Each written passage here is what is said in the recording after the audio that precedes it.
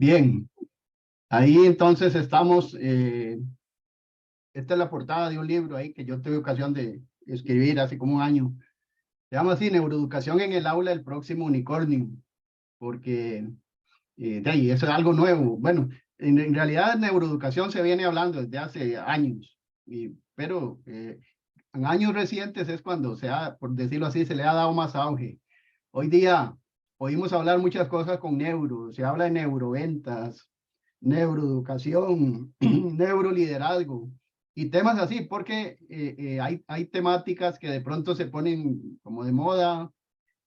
Hoy día el cerebro, en estos últimos años, se está, digamos, tomando auge como el estudio del cerebro, porque de los científicos, digamos así, los que van a la vanguardia en las investigaciones, se han dado cuenta que de ahí es parte importante estudiar el cerebro, ¿verdad?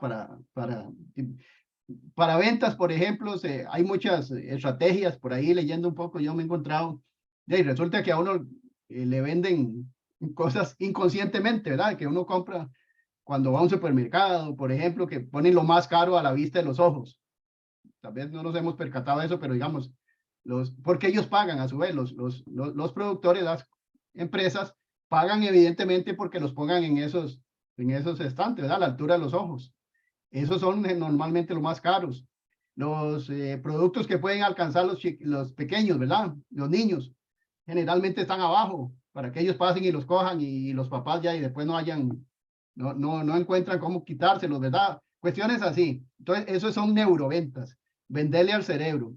Y haciendo la analogía, también hoy día se habla mucho más de neuroeducación. Entonces, en el ámbito docente que estamos acá, vamos a ver eso, de qué trata la neuroeducación y evidentemente algunas ventajas y ojalá que se pueda adoptar también pronto esto en mayor medida, porque en alguna medida ya se está utilizando. Bueno, una breve presentación ahí, no vamos a ver eso. Entonces tenemos esta agenda. Dice, uno, la historia de Gillian. Resulta que, bueno, esta presentación está ambientada, digámoslo así, en Gillian, que es una pequeña de 8 años, 10 años por ahí, que tiene mucha imaginación, como suele suceder, ¿verdad? Con los niños en esas edades. Entonces ella llegó y se encontró un unicornio en su imaginación, ¿verdad? Un unicornio imaginario. Tiró una piedra en un lago y le dio por la cabeza a un unicornio y el unicornio salió y ya se hicieron amigos, ¿verdad? Más bien, al contrario de lo que se podría pensar, que el unicornio se va a enojar porque hey, me pegaron con una piedra por la cabeza, se hicieron muy amigos y a partir de ahí empieza la historia, porque vamos a ver también que hoy día una de las estrategias para enseñar como docentes que podríamos estar implementando de alguna medida es contar historias. Storytelling se le llama en inglés, pero digamos, es contar historias, porque como vamos a ver, una historia, por decirlo así, deja más que estar contando principios generales. O sea, yo puedo venir aquí, ¿verdad? Y decirles, la neuroeducación es esto, estas son las ventajas, estas son las desventajas, pero esos son conceptos, esos son principios generales. En cambio, si uno narra una historia, como que eso queda más prendido en nosotros, en la memoria, en el aprendizaje en sí. Entonces vamos a ambientarlo así en una historia, la historia de Gillian. Después sí hay otros puntos, bueno, ya propiamente la definición, ¿qué es la neuroeducación? El cerebro necesita emocionarse, porque acá las emociones son importantes, evidentemente, para aprender. El ejercicio físico, que sin duda mejora el aprendizaje. Creatividad, iniciativa, todo esto es parte de la neuroeducación que podemos, tips o trucos, actividades que podemos aplicar como docentes en las aulas. Acá está muy ambientado a niños porque así, digamos, así ha sido la costumbre, la bibliografía habla mucho de que, porque ahí se empieza, y evidentemente la educación empieza en los años primeros, ¿verdad? De primaria, secundaria, pero lo que vamos a ver acá igual se puede aplicar a cualquier nivel, se puede aplicar a nivel universitario. En mi caso yo soy docente a nivel universitario y ya estamos aplicando algunas de estas, como vamos a ver, ¿verdad? No es exclusivamente para niños. Esa es la idea. El cerebro social, porque hay que cooperar en el aula, hay que fomentar como dice acá, el aprendizaje cooperativo en el aula, ¿verdad? Esa cooperación, esa interacción social que vamos a ver que es muy necesaria, evidentemente, dentro y fuera de las aulas. El neuroeducador, por decirlo así, ya vamos aterrizando al final. Bueno, y todo eso ¿a qué conlleva? A una nueva profesión que se llama el neuroeducador. Lógico, ¿verdad? Un educador que ya está más formado en eso, el educador del futuro, como vamos a ver. Ojalá ustedes sean los futuros neuroeducadores, o a lo mejor ya lo son. Por eso dice acá, neuroeducador de la pecera al mar. O sea, dejemos de estar ya en esta pecera, sin demérito, ¿verdad? Dejemos de estar en el ambiente que estamos ahorita y ya tirémonos al mar. Esa es la idea, ¿verdad? Por eso es el concepto, el neuroeducador de la pecera al mar, la profesión del futuro. Y finalmente algunas conclusiones.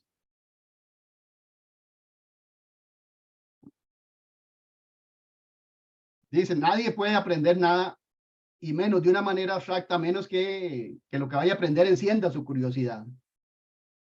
Hay un autor muy famoso español, Francisco Mora, que dice eso. No hay aprendizaje sin emoción.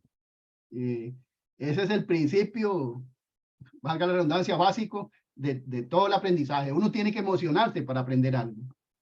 Y si no, recuerden ustedes mismos, hagamos memoria, no sé, los que llevamos, bueno, tal vez a algunos les gustó, ¿verdad? Sin demérito, pero en mi caso yo tuve que llevar cálculos.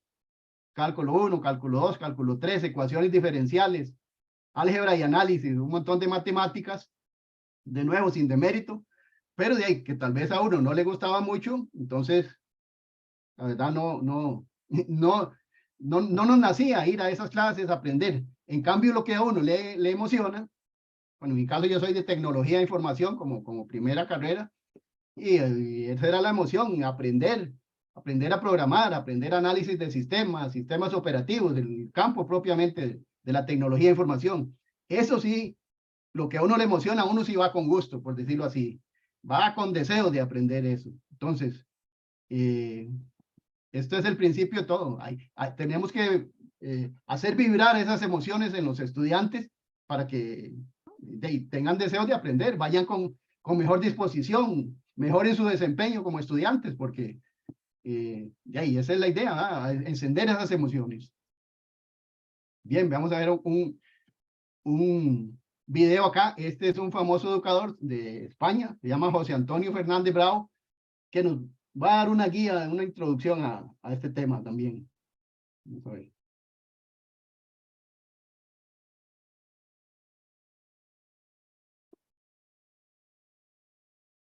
Fueron los niños los que me enseñaron a enseñar. Yo recuerdo que le pregunté una vez a un niño, si tienes 3 caramelos, ¿te puedes comer 5?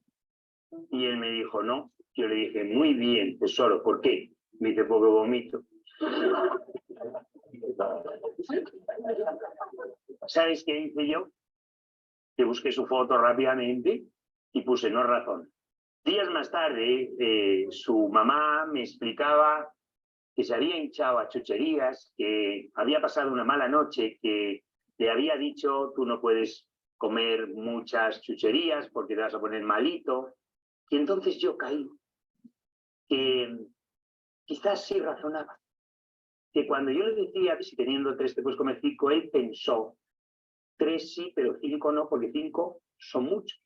Si me como muchos, entonces me pongo malito.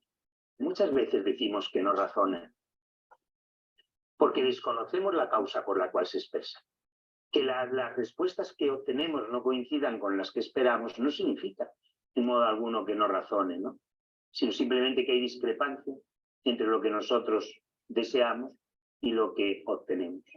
Eso lo he aprendido de los niños. Recuerdo una vez que yo tenía que enseñarles para que distinguieran entre el objeto como realidad y la representación del objeto. Entonces yo dibujaba fatal y se me ocurrió a coger una lámina de un plátano, ¿no? Y yo preparaba esto muy bien en mi casa por la tarde y decía, les voy a enseñar la lámina del plátano y les voy a decir, ¿qué veis? Y entonces ellos van a decir, un plátano. Y entonces yo diré, coméroslo. Y ellos me van a decir, no se puede porque está dibujado. Y yo ahí entraré con una canalización perfecta para, ¿verdad?, distinguir el objeto real de su representación.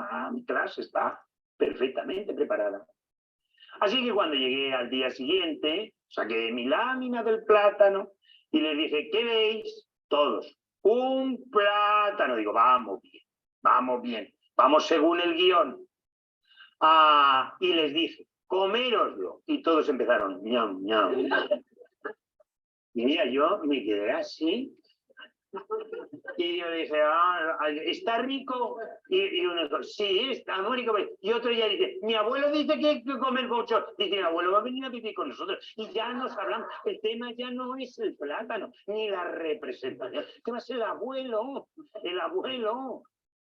¿Qué aprendí? Pues aprendí a imaginar respuestas que jamás antes hubiera podido sospechar.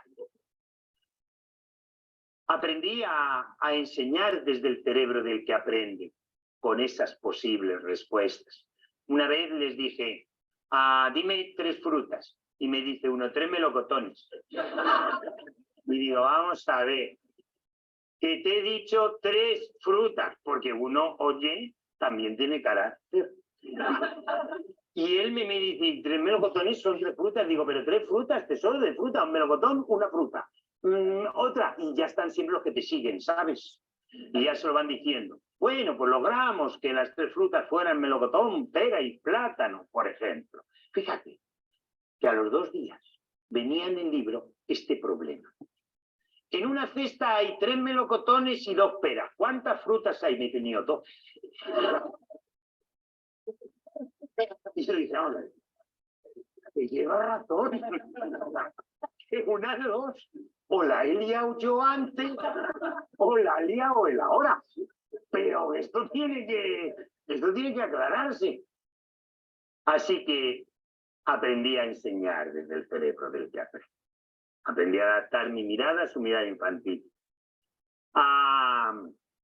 En otra ocasión, yo recuerdo que les decía, mirad, estoy entre las cortinas y entre la pizarra. Y entonces yo les decía a los niños, ¿habéis entendido? Entonces decían que sí siempre. Y a ver, Roberto, ponte entre Marta y Azucena. Y entonces Roberto se quedó quieto en su sitio, de pie, y hizo esto. Me enseñaron a escuchar. Pero escuchar es preguntarse por qué dicen lo que dicen, por qué hacen lo que hacen. Y en definitiva, si nos damos cuenta, lo que hace cualquier investigador es escuchar. Es escuchar. Es contar con el otro.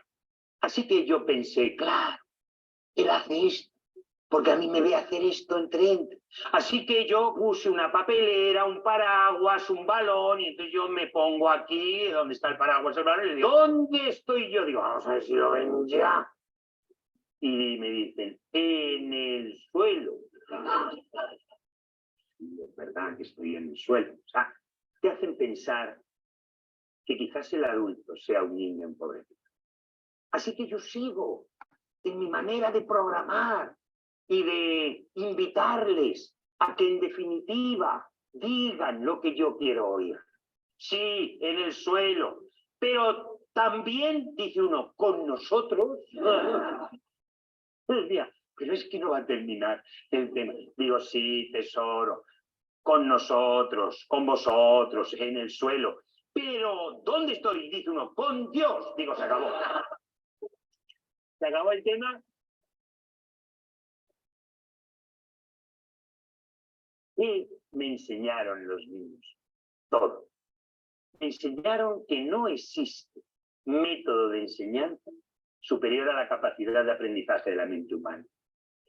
Me enseñaron que cuando mi método falla, cuando lo que yo tengo planeado no llega a producir el aprendizaje deseado, no puedo decir el que tiene dificultades es el niño que me mira. Tengo que plantear y modificar el método que llevo. Me enseñaron a callar para que hablaran ellos. Son tus silencios los que conquistan su voz. Me enseñaron todo. y me siguen enseñando.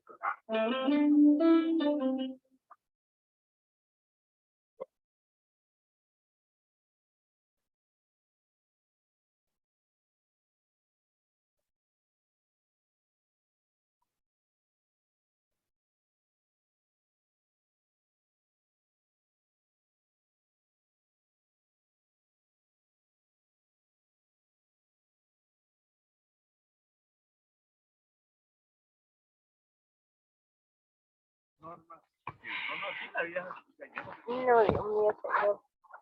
Yo le digo. Bien, ya vamos a continuar, que tengo que compartir otra vez. Ya vamos a entrarle otra vez, ok, estamos acá.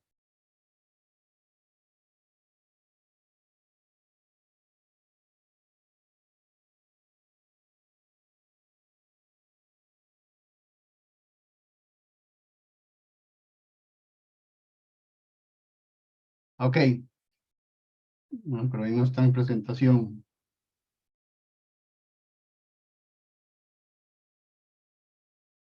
Un momentito.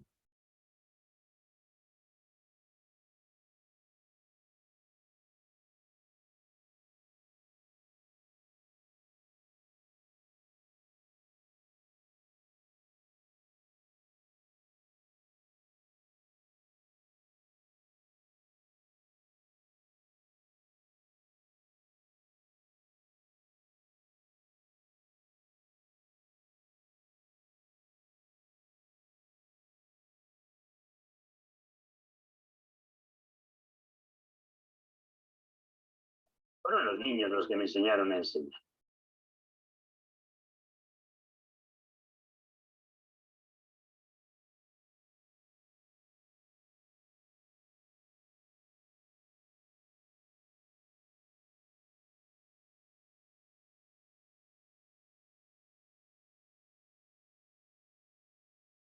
Bien, perdón, continuamos. Es un pequeño, siempre sucede los asuntos técnicos. Veamos este famoso profesor universitario de España y ahí él se encarga de educar niños, ¿verdad? Y bueno, es una introducción, ¿verdad? Un acercamiento inicial a lo que es la neuroeducación, porque él dice, hay que enseñar desde el cerebro el que aprende, ¿verdad? Tenemos en alguna medida, y eso es lo que se ha determinado ya, que no basta con llegar nosotros como docentes y decir esto, ¿verdad? Los conceptos, lo que usualmente hemos hecho, la verdad, vamos a ver los conceptos asumiendo que todos tienen la misma capacidad, por decirlo así. Y claro, evidentemente cuesta un poco, no vamos a decir que no, ¿verdad? No es mentira. Cuesta un poco, evidentemente, porque hay un aula donde son 15, 20 estudiantes, como que eh, evidentemente va a costar llegarle al estilo de aprendizaje de cada uno, pero en alguna medida con los tips, actividades que vamos a ver de ahí, es despertar precisamente esas emociones por aprender esas dendritas que tenemos en el cerebro, ¿verdad? Porque tenemos un montón de sinapsis y dendritas, es despertar eso, las actividades que en alguna medida yo creo, yo sé que ya ustedes lo han hecho, porque es gamificación, ¿verdad? Juegos, cosas que apelen también al subconsciente, porque resulta que muchas de esas actividades uno las puede ver sencillas, y ¿para qué me ponen a hacer una historia ahí? Que me dan como una serie de fotografías y que uno pensaría, ¿verdad? ¿Qué gano yo con hacer una historia? Resulta que eso apela al subconsciente. Uno tiene que en alguna medida, digámosle, en coaching se utiliza. ¿Cuál es su estado deseado? Entonces le dicen a uno, por ejemplo, arme hoy una historia con estas fotografías. Entonces, evidentemente, uno tiene que ponerse a pensar, hurgar en el subconsciente para hacer una historia con esas fotos que me están dando que revele mi estado deseado. Entonces, sí tiene sentido. Apela al subconsciente, a activar esas neuronas que tal vez por diferentes circunstancias no las estamos utilizando mucho. Y ese es el punto, eso es un poco lo que explicaba el profesor ahí al inicio. Vamos a la historia de Gillian. Resulta que esto sucedió realmente en Inglaterra hace muchos años. Esto se llama una cámara de Gesell o de Hessel, donde están los observadores acá y digamos en este caso una niña, un niño ahí, porque por diferentes circunstancias hay que observarla ahí. Entonces, había una niña en la escuela ya en Londres, hace muchos años, y la maestra decía lo que dijo el profesor en el video, no razona. A veces dice, es que esta niña es muy dispersa, ¿verdad? Siempre pasa bailando, haciendo que baila. La vemos aquí, ¿verdad? A la derecha, bailando con el unicornio imaginario que ella se encontró ahí en un lago.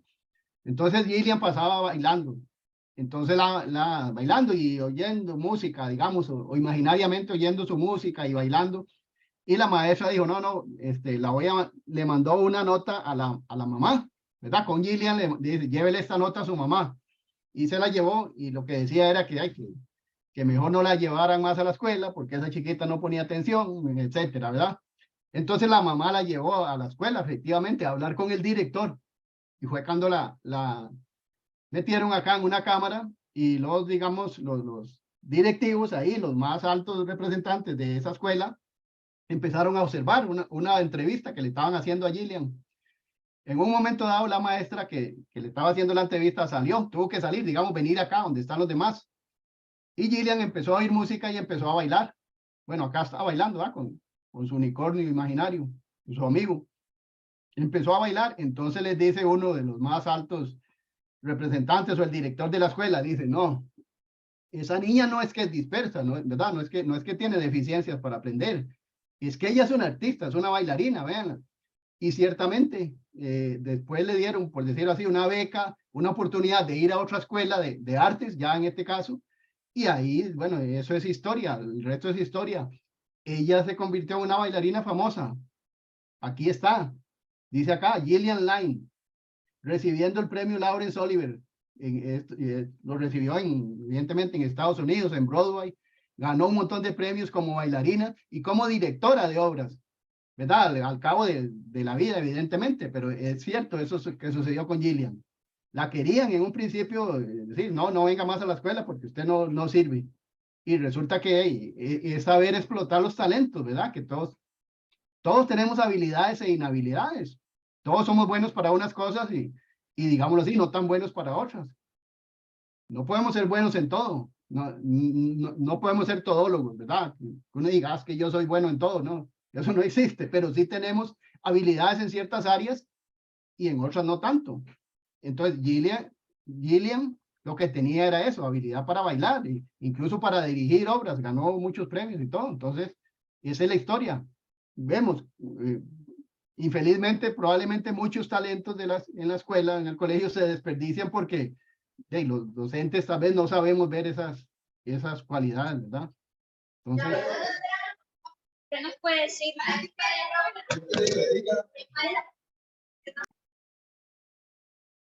vean acá, evidentemente es un chiste, ¿verdad? Un sarcasmo. Le dice la niña a la maestra, ¿cómo sabe que tengo una dificultad de aprendizaje? Tal vez usted tiene una dificultad de enseñanza, ¿verdad? ¿Verdad? Es como decirle, devolviéndole la pelota. ¿Eh? ¿Cómo sabe que yo soy la que no aprendo bien, verdad?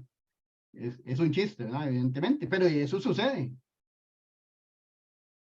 Acá está, bueno, una referencia ahí, cuando Gillian llegó, tiró una piedra, le pegó por la cabeza, eres un unicornio, ¿verdad? Sí, por supuesto, seamos amigos, ahí encontró su unicornio, su amigo imaginario. Entonces Gillian aparece aquí en esta presentación en diferentes actividades, ¿verdad?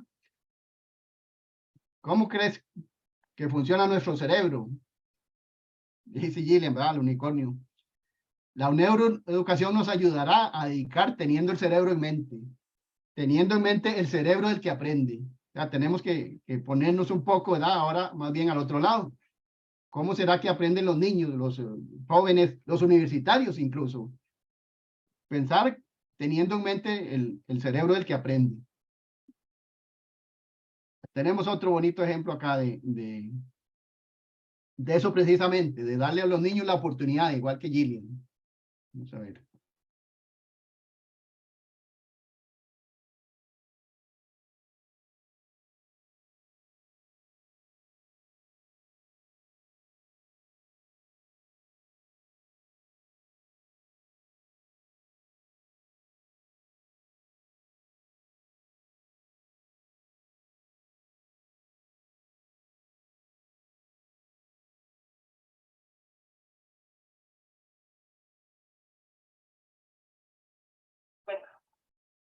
Aunque todo que nos tenemos que ir.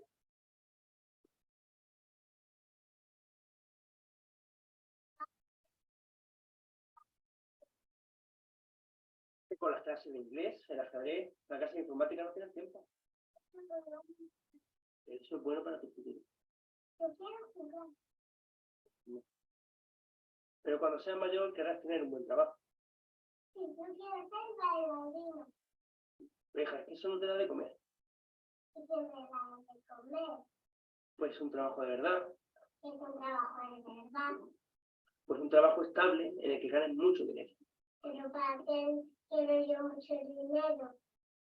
Eso me lo pregunto ahora porque eres una niña. Claro, soy una niña. Pero es que ahora es el momento para que estudies y te formes. Y así, si trabajas duro y estudias mucho, podrás conseguir un buen trabajo.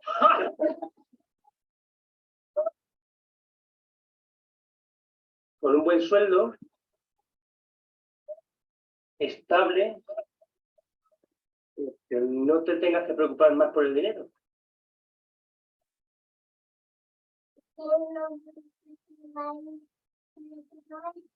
Sí.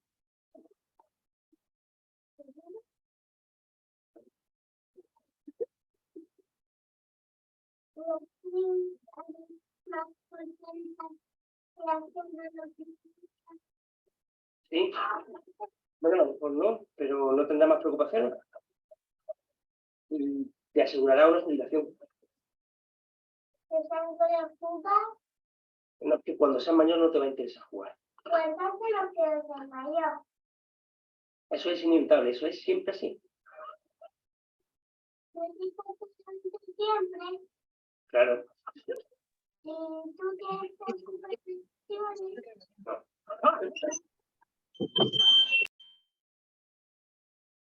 Sí. Como tú vas, me vas a estudiar. Verá. ¿Quieres que bailemos? ¿Juntos? Sí. ¿Tú y yo? ¿Sí? Bien. Pero, ¿estás bien para mi futuro? Sí.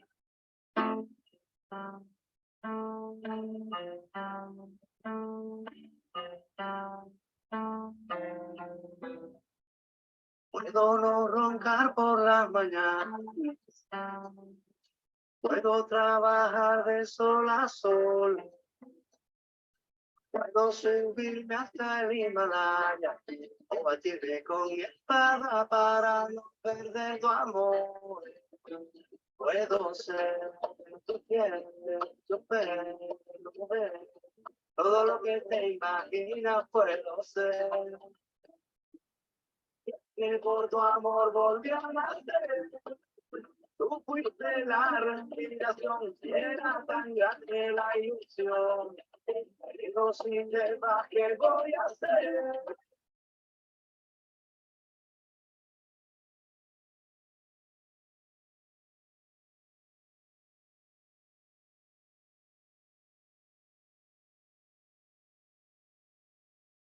Bien, ahí veíamos entonces en este otro video de un padre, ¿verdad? Que la misma historia, solo que ahora en forma gráfica, en forma de video.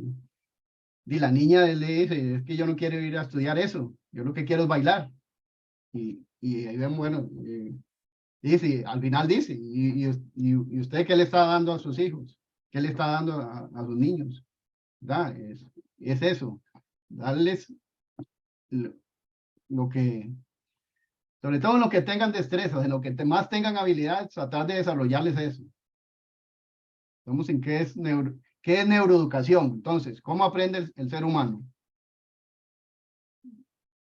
Vamos a ver cómo aprende. Neuroeducación. Estrategias y tecnologías educativas, ¿verdad? Como lo mencionaba hace un rato, centradas en el cerebro del que aprende. Esto, o sea, la neuroeducación funciona en lo que es neurociencia, psicología, educación, básicamente esas tres grandes áreas. con el objetivo, evidentemente, de mejorar el proceso de aprendizaje, mejorar el desempeño. Si no, no tiene sentido, ¿verdad? Por meterse en algo. Si no va a traer una mejora. Entonces, ese es el concepto. La unión de neurociencia, psicología y educación. Ahí tenemos a Gillian en una bicicleta, ¿va? Con su amigo imaginario. El cerebro necesita emocionarse para aprender. Y lo dicen connotados autores de neuroeducación y esto. La emoción es la parte básica para uno aprender, para cualquiera. Necesitamos emocionarnos para aprender. Las emociones sí importan. ¿Y ahora por qué está llorando?, le dice el unicornio. ¿Y tú qué crees? También tengo sentimientos y emociones. Todos los tenemos. Todos tenemos derecho a, como quien dice, a ser personas, a externar esas emociones. Estamos llenos de, en otro tema, pero sí, relacionado con esto, estamos llenos de muchos estereotipos, de muchas creencias limitantes que nos han inculcado. Dicen, ejemplos que me mencionan, hay que casarse antes de los 30 años. El matrimonio es una cruz. Son creencias y muchas de esas nos las han inculcado desde pequeños. Los hombres no lloran y hoy día ahí oímos, ¿verdad?, muchas manifestaciones y ¿quién dice eso? ¿Quién dice que no? Es por mentalidad, principios que, digámoslo así, principios que nos han tratado de inculcar, pero no necesariamente es que son verdaderos. Entonces, todos tenemos emociones y tenemos derecho a expresarlas. Y empezando porque hay que emocionarse para aprender lo que estamos viendo. De hecho, hay esquemas, modelos de manejo de emociones. Yo tuve oportunidad de estudiar una maestría en educación emocional, se llama. Y digamos todo esto. De hecho, aplicamos en un colegio unas videoconferencias y prácticas tendientes a eso, al manejo de emociones de los alumnos. Y fue muy interesante ahí porque tuvieron oportunidad de externarse, de abrirse. Les dimos las gracias por esa apertura que tuvieron para con nosotros los que hicimos esa práctica. Digamos, hay un modelo que se llama Matías. Esto viene en la primera letra de cada una de estas. Estas son las principales emociones que existen. De ahí se derivan muchas más. Entonces está la M de miedo, A de alegría y así. T de tristeza, ira, asco, sorpresa. Sorpresa en sí no es como una emoción, pero bueno, está incluida ahí en una de las principales de las que se pueden derivar otras emociones. En fin, solo por mencionar algo, ¿verdad? Para que vean que sí hay todo un estudio, científicamente está comprobado que las emociones inciden en nuestra forma de comportarnos, en nuestra forma de conducirnos y nuestra forma de aprender, por supuesto. El ejercicio físico también mejora el aprendizaje, claro que sí. Digamos, muchos atletas de alto rendimiento, vemos por ahí, ¿verdad?, son los que normalmente salen en los reflectores, en pantalla, en televisión, en pantallas, en todo esto. Muchos atletas de alto rendimiento simultáneamente llegan a ser muy buenos profesionales, al menos algunos de esos, precisamente porque el ejercicio físico simultáneamente va mejorando digamos, el funcionamiento del cerebro, porque al hacer ejercicio físico estamos activando neuronas y, ¿verdad?, lo que mencionaba, la sinapsis, todo eso que tenemos se va activando más. Entonces, es conveniente, si ustedes no lo hacen por ahí, empezar a practicar algún ejercicio físico, aunque sea media hora al día, media hora 3 veces por semana o así. Pero claro que sí, eso está activando. Y por eso escuchar, no es nuevo, ¿verdad? Esto no lo estoy inventando. Todos los doctores nos dicen eso, hay que hacer actividad física, porque simultáneamente estamos activando el cerebro. Entonces, con mayor razón a los estudiantes, ¿verdad? El ejercicio físico. Hay ejercicios que podemos hacer en el aula. Algunos son propiamente didácticos, y para aprender conocimientos, puede ser con unas tarjetas que les damos, que armen un rompecabezas y de dónde es esa capital, no sé, ¿verdad? Ejercicios puramente didácticos, digamos que esos no requieren en sí esfuerzo físico. Pueden ser ejercicios de fantasía, que fomenten la creatividad e imaginación. Les damos una caja de Legos, ármense ahí un castillo. les contamos un cuento primero de la princesa y que la encerraron en el castillo y esto, ¿verdad? Y que llegó un príncipe y la rescató. Entonces después le decimos, bueno, hagan alguno de las imágenes que les quedó de la historia. Puede ser el castillo, puede ser el bosque, etcétera, ¿verdad? Para fomentar la imaginación, juegos de fantasía, de construcciones. Bueno, está correlacionado con lo que acabamos de hablar. Lego, digo yo, eso es una marca, pero existen lo que llama, eso se llama bien bloques de construcción, para no ponerle nombre, ¿verdad? Hay actividades, de hecho, uno se puede poner a buscar en internet, hay muchas actividades que son hechas así, para hacer con bloques de construcción, se llaman. ¿Qué fomenta las construcciones? Visión espacial, proporción, equilibrio. Hay unas actividades por ahí que yo he tenido oportunidad, por ejemplo, de aplicar, que uno les dice, con estos Legos tienen, cada grupo, ¿verdad? Grupos de 4 o 5 personas, tienen que hacer un puente de tal forma que cada uno de los integrantes del equipo tiene que pasar por debajo de ese puente. Entonces, tienen que hacer un arco, ¿verdad? Con Legos, de manera que sea autosustentable, se llama, y que se sostenga, porque si se cae no sirve. De manera que sea autosustentable y de manera que cada uno de los integrantes pueda pasar por debajo de ese puente. Eso fomenta la creatividad, la iniciativa, la imaginación, como bien lo dice acá. Y de hecho se aplica hasta a nivel universitario. Hay juegos de mesa que sirven para cooperación, habilidades sociales, que vamos a ver ahorita que es muy importante esa interacción social. Memoria, estrategias, en fin. El juego es una fuente permanente de aprendizaje. O sea, tenemos que fomentar. No es jugar por jugar, es jugar con un sentido, ¿verdad? Todo tiene que tener un propósito. Y ahí lo vemos, didácticos, fantasía, construcción. Los juegos obviamente se hacen con un propósito. Y la actividad física, por supuesto, ya sea natación, correr, atletismo.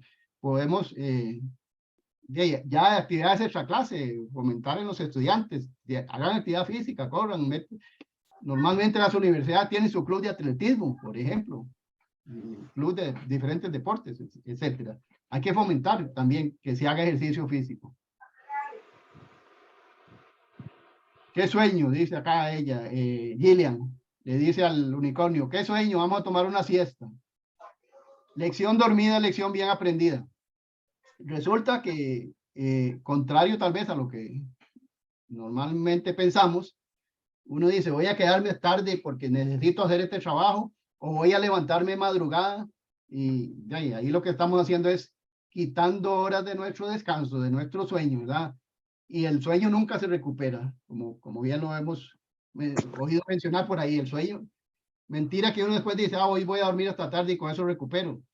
El sueño nunca se puede recuperar. Entonces, es importante también considerar en nuestros estudiantes eso, que ojalá y tengan sus horas de descanso. Infelizmente ahora de la juventud, sabemos que salen hasta tarde en la madrugada, las fiestas empiezan a las 10, 11 de la noche, y ahí, bueno, pero es con lo que hay que luchar, ¿verdad? Es esa lucha contra ese esquema. Todos deberíamos tener un buen descanso, un buen esquema de sueño. Un orden regular a la hora de acostarse, sobre todo durante la primera infancia, los niños, está relacionado con el rendimiento posterior. O sea, si los niños de escuela ya tienen eso bien ordenado, a la hora de acostarse y levantarse en un horario establecido, eso va a hacer una mejora, evidentemente, para su futuro. Van a ser brillantes en el buen sentido, inteligentes, porque tienen todo ese insumo que han ganado durante la infancia. No se desvelaron mucho, por decirlo así, siendo pequeños, entonces van ahí, van bien, van sobre la cresta de la ola que llamamos, ¿verdad? El resto de su vida van a rendir mucho más. Van a tener un rendimiento cognitivo superior si a los niños los acostumbramos así. Incluso adolescentes. Tiene mucho que ver, evidente, esto del sueño, los patrones de sueño, tiene mucho que ver con la cultura en sí. Hay países, qué sé yo, en otras latitudes donde acostumbran a acostarse muy tarde y levantarse tarde. Entonces ahí se debería ajustar los horarios de entrada, ¿verdad? De los centros educativos. Sobre todo los adolescentes, ¿verdad? Si se acuestan muy tarde y se levantan a las 8, 9 de la mañana, por ahí se menciona poner una clase a las 7 de la mañana para adolescentes es perder el tiempo, es perder las primeras 2 horas, porque todavía no están despiertos. Entonces, un adolescente que se ha trasnochado, por decirlo así, que se ha acostado a las 12, 1 de la mañana, a las 7 de la mañana el cerebro todavía no está despierto. Entonces, son por lo menos 2 horas en la práctica que se pierden, que no vamos a tener toda la atención de ellos. Entonces, ya, y probablemente vaya a, tal vez la opción, claro, no es la mejor, uno diría, y no, pero es a las 7, tienen que venir a las 7. Sí, sí, pero hay veces hay que ajustarse también un poco, con tal de no perder esas 2 horas de atención. Se puede decir, bueno, entremos a las 9. Evidentemente, depende de políticas, de gobierno. Muchas veces eso no está, como docentes, eso no está en nuestro círculo de influencia, por supuesto. Pero, ya, y eso es lo que se sugiere. Hay que tratar de adaptarse a la ubicación geográfica, a la cultura de esos estudiantes. Ven un ejercicio que se puede hacer en clase. Acá ahí están los números debajo de cada palabra. Dice, ustedes pueden seguirlo ahí. El 1, leerle, sigue el 2, leerle un cuento. Síganlo ahí, ¿verdad? Son 15. Leerle un cuento. ¿Lo ven? Eso es un recreo cerebral que se llama. En las clases, uno de pronto puede poner ahí una lámina, un recreo cerebral. Entonces, a ver, le dice a los estudiantes, uno como docente, el primero que me diga qué dice ahí, toda la frase completa, ¿verdad? Entonces se van a poner, ahí se despiertan. Por eso precisamente se llama recreo cerebral. Actividades como esta tan fáciles, ¿verdad? Siga los números ahí para leer.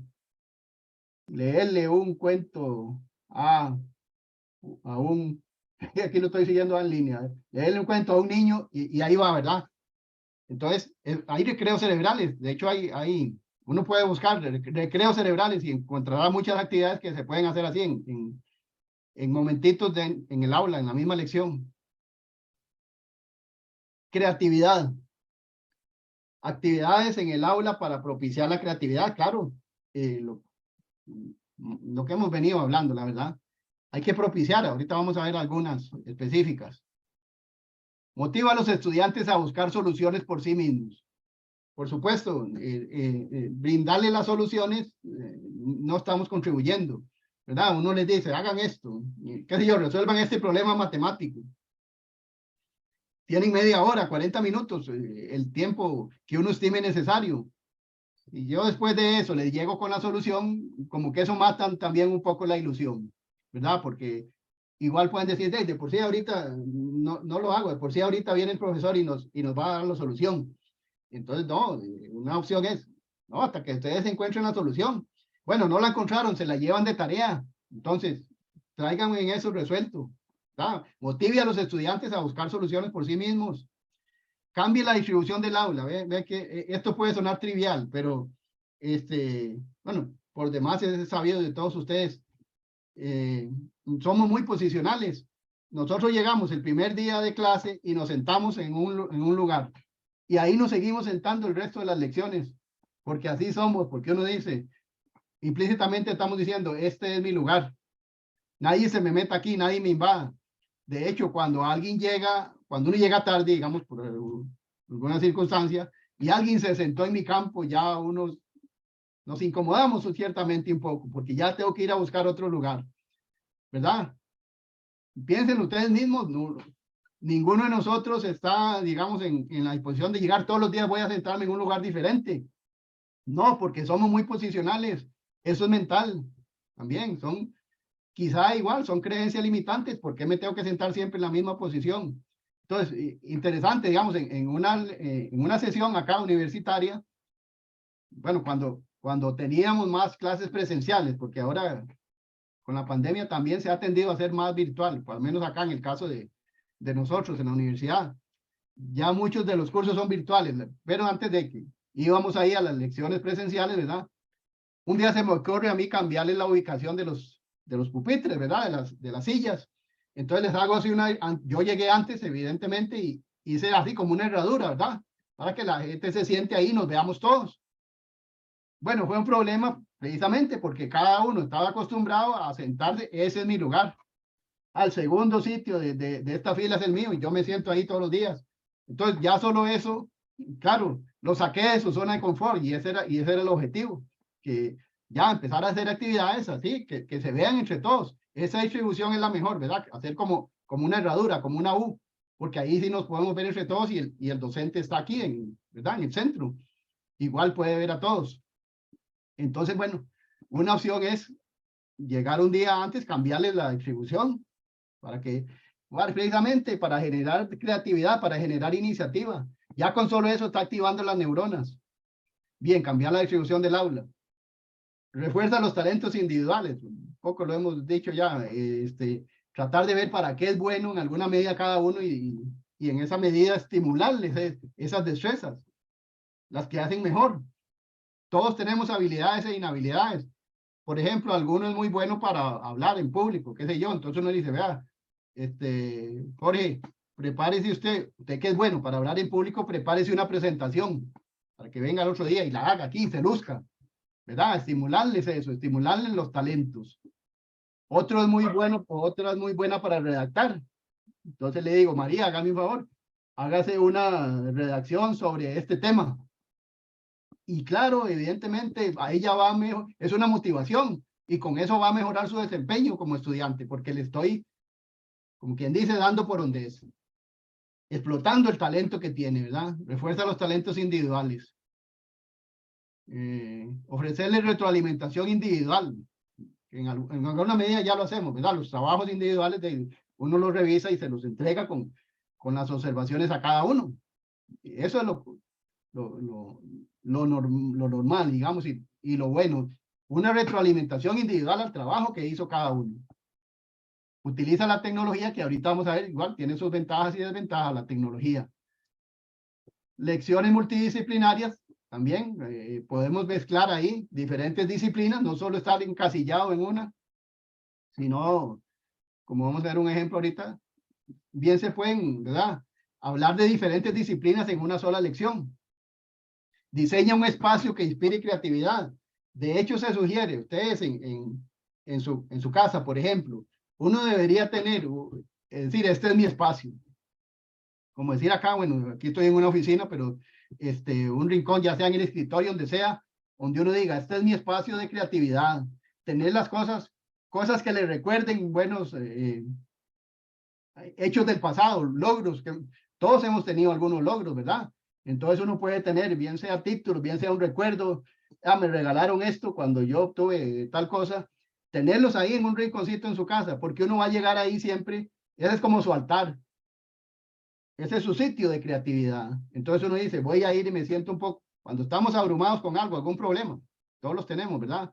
Voy a sentarme a mi sitio ahí sagrado, a mi sitio de creatividad, y por ahí yo estaba leyendo, ciertamente, esto estimula también las neuronas, porque uno dice, aquí estoy en mi sitio de creatividad, aquí están las cosas que más me gustan, que me recuerdan esos logros. Entonces, haciendo la analogía, en el aula, y si tenemos la oportunidad, que el aula es siempre la misma, en algunos casos, entonces decoremos esta aula con lo que a ustedes les gusta, qué sé yo, con cuadros, con póster, con banners que ahora se llaman, ¿verdad? Los banners que se pueden emitir por computadora, los flyers, también se dice, hagamos un flyer como para un anuncio, ¿verdad? Ahora hay muchas oportunidades de diseño.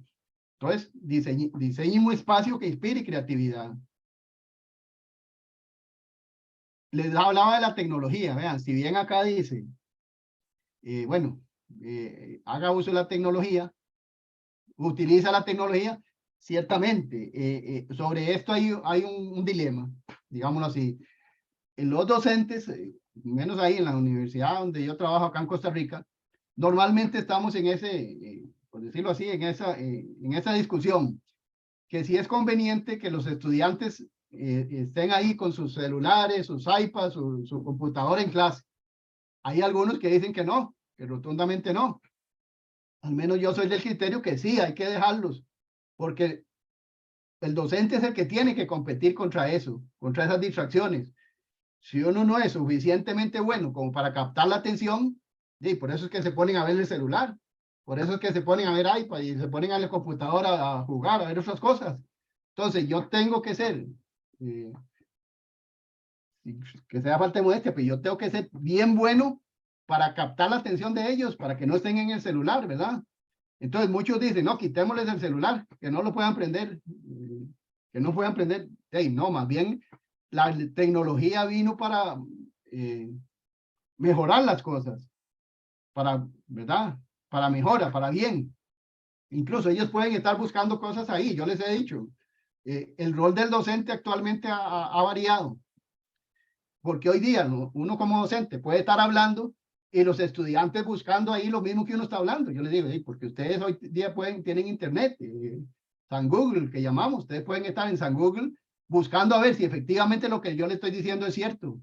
Entonces, uno no puede, por decirlo así, ir mal preparado a una clase. Como docente ya sabemos que tenemos que estar mucho mejor preparados, pero hoy día el rol del docente ha variado. Ahora somos, como decir, tutor, un guía. Yo les indico eso. Hoy día, y sí, está bien, el tutor es, el profesor es un tutor, un guía, porque la información ustedes la pueden buscar. Hay muchas fuentes bibliográficas en internet hoy, bueno, al igual que hay muchas no tan confiables, pero sí hay bastantes fuentes de información. Entonces yo tengo que estar suficientemente preparado para que lo que yo le estoy diciendo es verdad. Lo pueden corroborar más bien ahí si quieren, en línea, en la misma sección, en la misma lección. Entonces, hay que usar la tecnología ciertamente, pero infelizmente también trae unas desventajas. Dice acá, conductas por uso de la tecnología. Resulta que muchos jóvenes ahora, por decirlo así, se van aislando cada vez más.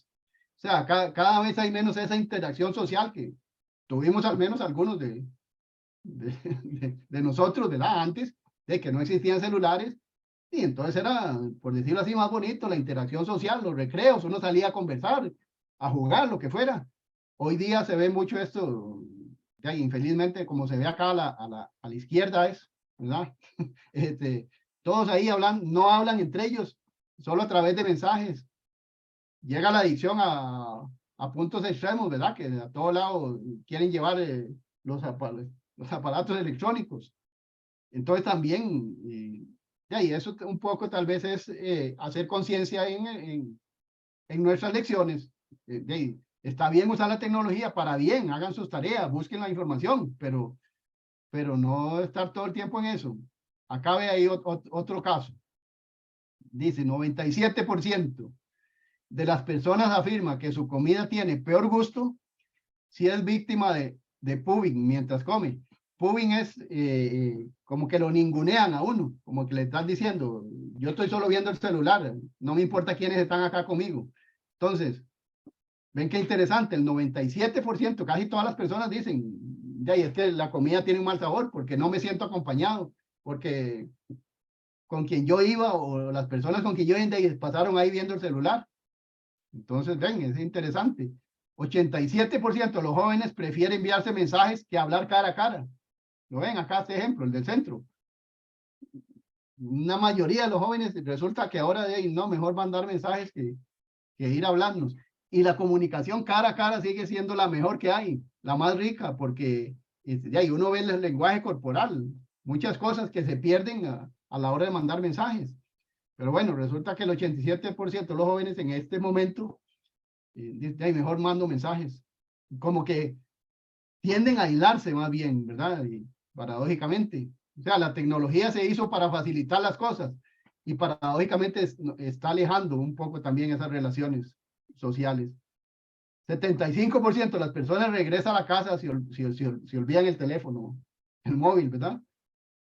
Es interesante, véanlo aquí, en lugar de estar disfrutando unas bebidas ahí, ¿verdad? Espirituosas y cada uno ahí con su celular.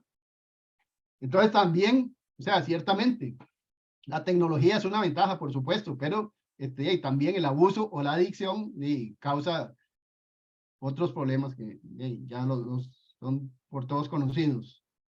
Vean un ejemplo que yo les decía, por ahí decía, dar clases multidisciplinarias a los niños, sobre todo, a adolescentes incluso. Les puede decir, vamos a ver animales con figuras geométricas, ¿verdad? Estos son la unión de esas dos disciplinas, digámoslo así. Estamos viendo el reino animal y unámoslo de una vez con figuras geométricas. Entonces, bueno, háganse un pescado, un pez, ¿verdad? Y armaron un pez. ¿Y cuántos triángulos utilizó? ¿Y cuántos cuadrados? ¿Verdad? Entonces vamos de una vez, eso es con lecciones multidisciplinarias, de una vez viendo las dos áreas, los dos temas. Bueno, háganse ahora una tortuga, hagan un pato, ¿ven? Entonces, claro, ahí por demás está decir, se están activando las neuronas y activa. El cerebro tiene mucha plasticidad, que se llama, se expande tanto, obviamente, no físicamente, porque no tenemos campo en el cráneo, ¿verdad? El cerebro no se va a expandir físicamente, en el sentido figurado, ¿verdad? El cerebro se expande, por eso dice que tiene mucha plasticidad. ¿Sí?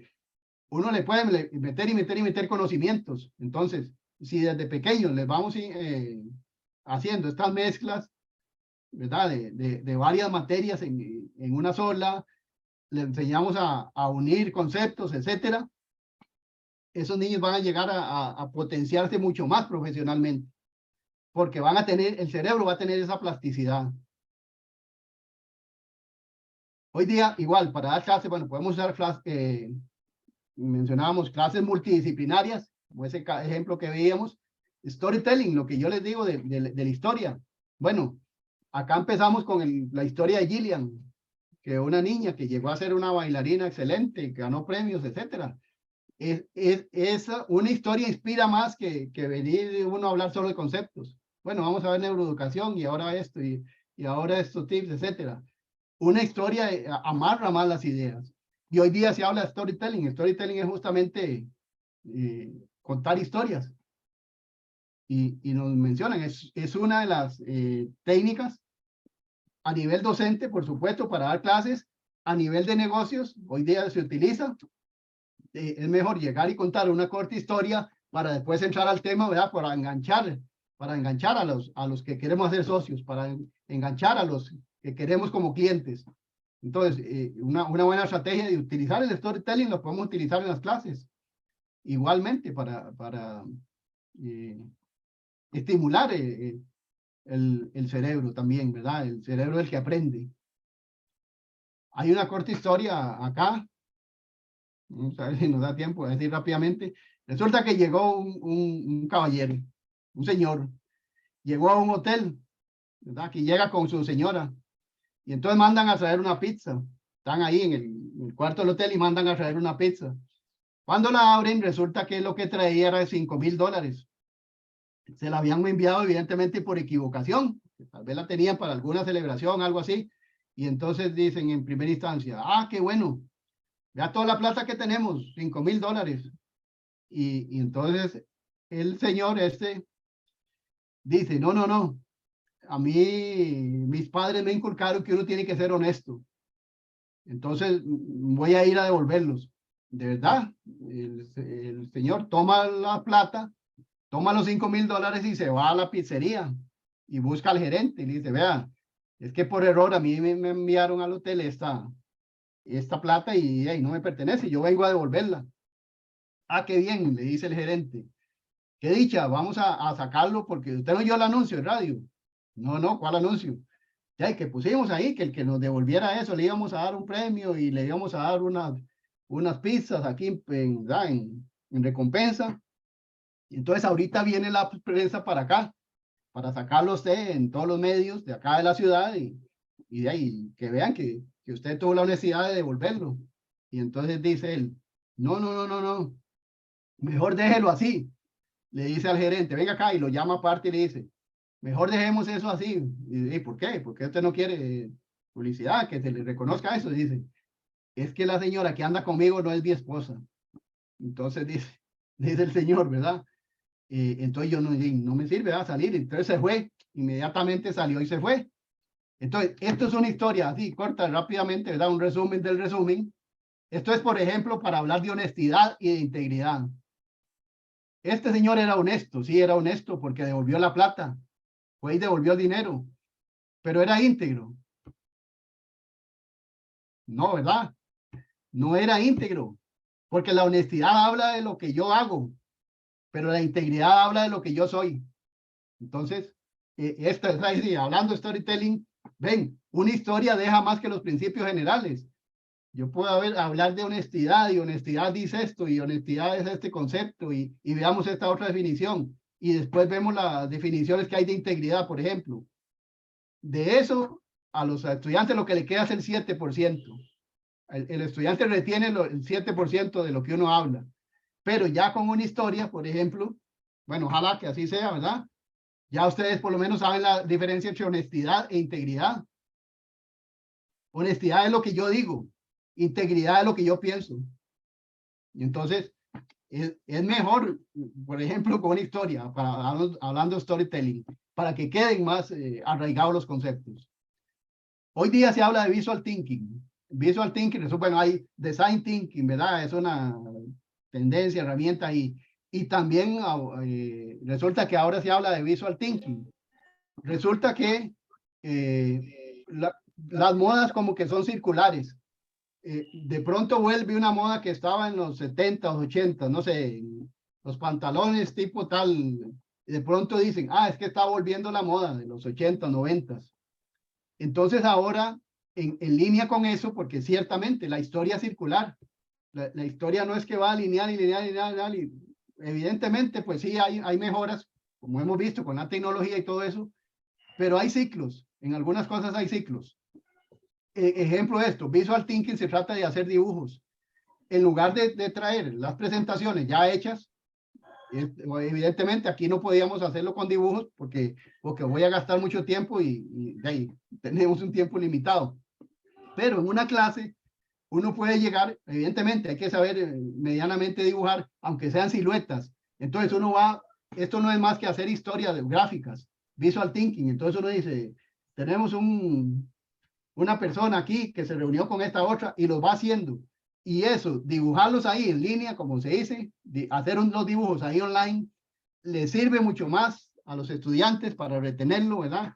Que si uno lleva así ya preparado con PowerPoint, por ejemplo, con una herramienta de esta. Porque esto es ya prediseñado. Entonces, normalmente se ponen a ver ahí las presentaciones, ¿verdad? Y uno pasa y pasa. En realidad retienen muy poco. A diferencia de si uno llega y hace los dibujos ahí. O sea, es volver atrás, ciertamente. Pero precisamente por esa historia, que las modas son circulares, la historia es circular. Entonces, en alguna medida, volver ahora a pisar, a hacer dibujos, no tiene nada que ver con lo que nos estemos atrasando. Es precisamente ese rol de la historia circular. Entonces, visual thinking es eso, que podemos hacer dibujos ahí medianamente, pueden ser así siluetas como estas, no tienen que ser muy elaborados. Y vamos contando las historias ahí en la clase. Incluso eso es interactivo, porque uno le dice a los estudiantes, ¿y acá qué sigue? Bueno, este llegó y se pusieron a discutir. Y esto llegó y este grupito se juntó y empezaron a discutir tal cosa. Y uno lo va haciendo, va dibujando ahí en línea. Estos dibujos los hice yo para que vean que no cuesta mucho. Yo llevé un curso de Visual Thinking, obviamente un curso inicial, ya uno tiene que seguirse, ¿verdad? Dibujando cada vez más para ir perfeccionando. Pero entonces yo llevé un curso ahí básico, se llamaba así, Visual Thinking, bueno, lo dan acá en Costa Rica, y entonces nos explicaron, uno puede hacer los dibujos así, siluetas, que llegaron y obtuvieron un acuerdo, estas personas de aquí arriba, ¿verdad? No, después ya se pelearon, entonces hubo un desacuerdo, entonces uno los va haciendo ahí en línea, y eso sirve más, evidentemente, que llevar ya todo preparado. Entonces se reunió un grupo, todo eso ¿Qué ha hecho? Lo pasó. se reunió un grupo que se fue en bicicleta detrás del carro y uno lo va haciendo, ¿verdad? Vamos creando la historia ahí en línea. Entonces, esta es una herramienta buenísima, el Visual Thinking. Ya les digo, no cuesta tanto porque estos dibujos los hice yo, por ejemplo. Puede ser así, siluetas. Entonces, y uno va perfeccionando eso. Entonces, Visual Thinking es una buena herramienta para neuroeducación. Visual Thinking literalmente quiere decir pensamiento visual. Es hacer historias ahí en el aula, en línea. Claro, hay trucos, ahí nos decían. Y los estudiantes. No, y los El profesor a su vez nos decía, uno puede llevar esbozados ahí lo que va a hacer, ¿verdad? Pero hacerlos ahí, hacerlos en línea, hacerlos en la clase. Ese es el visual thinking. ¿Qué otras actividades se pueden, digamos, hacer en el aula? De neuroeducación, de estimular la creatividad. El periódico del pasado, por ejemplo, a veces vemos los que toca ver historia de la antigua Roma, de Grecia, de Turquía, de estos imperios. Entonces, hagamos un periódico, y consigan, hoy día en internet se puede conseguir, ¿verdad? De todo eso. Entonces, no solo busquen las historias ahí, sino que hay que armarlas de manera que parezca un periódico, ¿verdad? Entonces, periódico del pasado.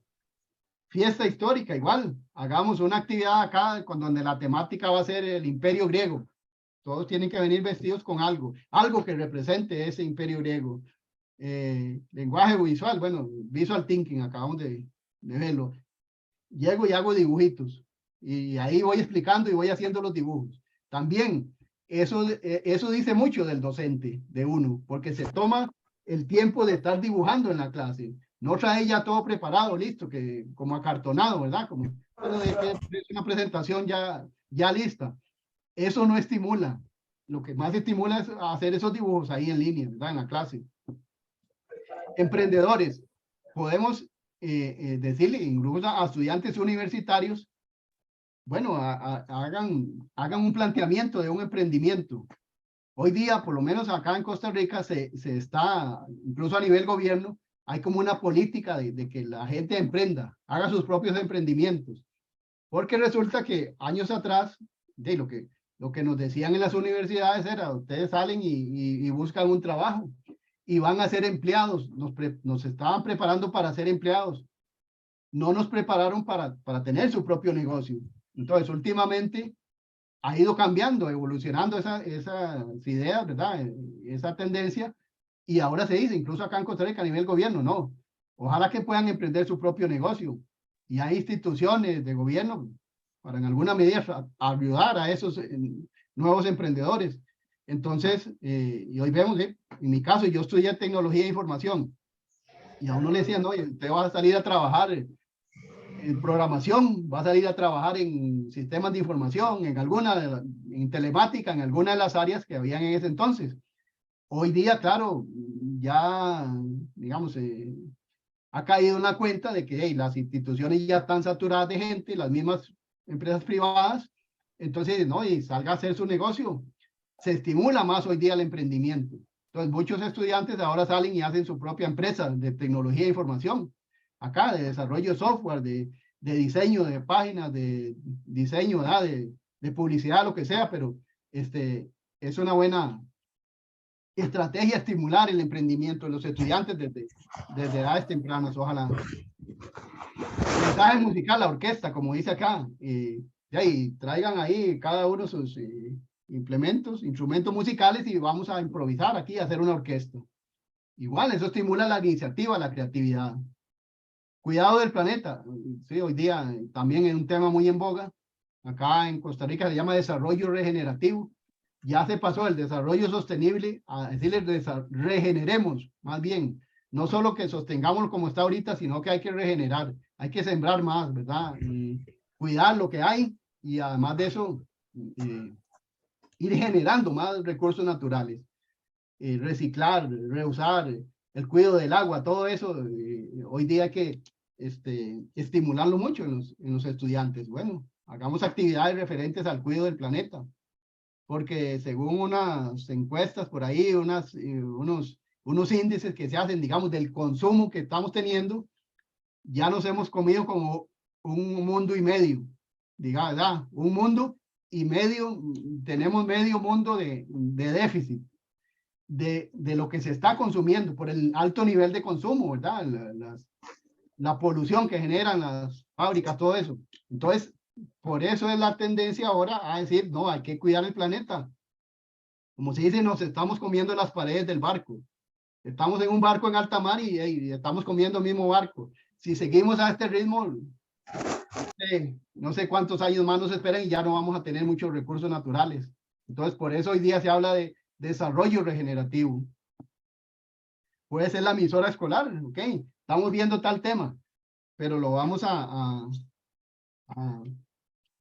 poner como si fuera una emisora. Entonces, hagan sus noticias, sus anuncios incluso, pero con respecto a este tema. Entonces, son, ¿verdad?, diferentes actividades para estimular, diferentes actividades de neuroeducación. Vean este ejemplo.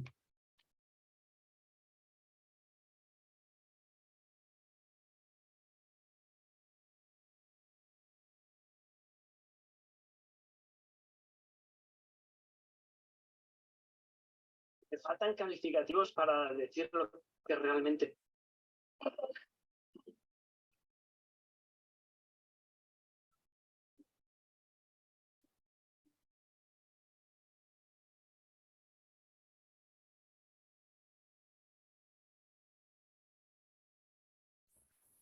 Podrían pasar el link para poderlo ver porque es que no se escucha. Doctor Fabio, no se está escuchando el sonido.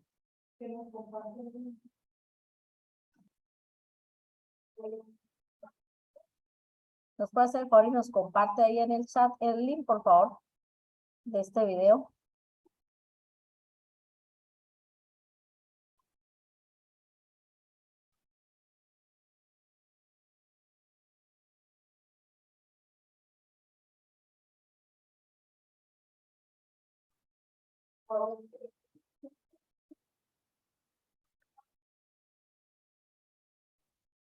No, no se escucha el sonido. No oímos nada, no oímos nada.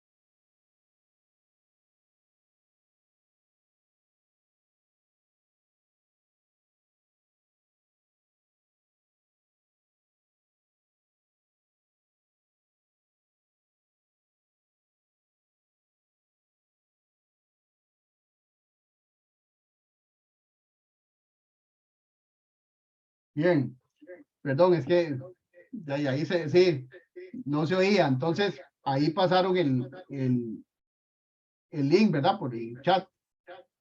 Qué bueno, excelente, muchas gracias. Doctor Sí, Fabio, lo que siempre, pasa, ahora sí ya escuchamos bien. Listo. sí, siempre pasan estos asuntos técnicos. Bueno, sí. Ahí ese es un ejemplo de unas estudiantes. Voy a irla pasando aquí, lo que ya hemos visto, de todos modos. Ese ejemplo de unas estudiantes, ¿verdad? Que estas etapas de mitosis, meiosis, la fotosíntesis. Entonces, ellas hacen una representación con una canción muy conocida, ¿verdad? Entonces, para mí está muy bien la iniciativa, ¿verdad? La creatividad que tuvieron. Ustedes lo pueden ver ahí el video. Es un ejemplo, ¿verdad? Que uno les puede decir, desarrollen su tema en grupos, como siempre es usual, en sus equipos de trabajo, pero tienen que presentarlo creativamente, ¿verdad? Tienen que venir demuestren, pongan a utilizar, utilicen su iniciativa, su libre iniciativa y sano juicio para de que puedan hacer un buen desempeño, ¿verdad? Con creatividad. Estamos en ese punto, ¿verdad? Creatividad, actividades en el aula para propiciar la creatividad, justamente las que hemos visto, otras, no, ya lo vimos. Diseñar un espacio que inspire creatividad, el abuso de la tecnología, multidisciplinarias, ¿verdad? Lecciones multidisciplinarias, unir varios temas, storytelling, tratemos de contar historias, las historias enganchan más que los principios generales.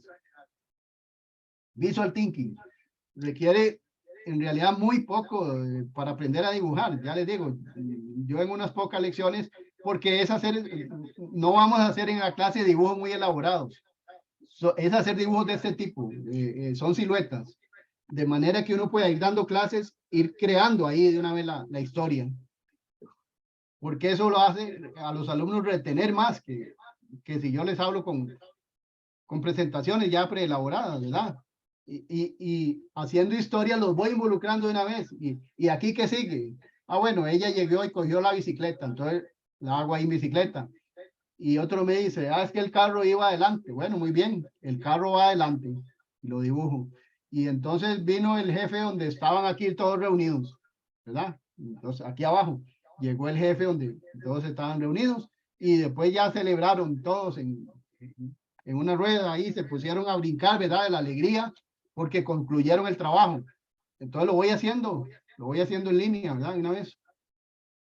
Visual thinking, literalmente pensamiento visual.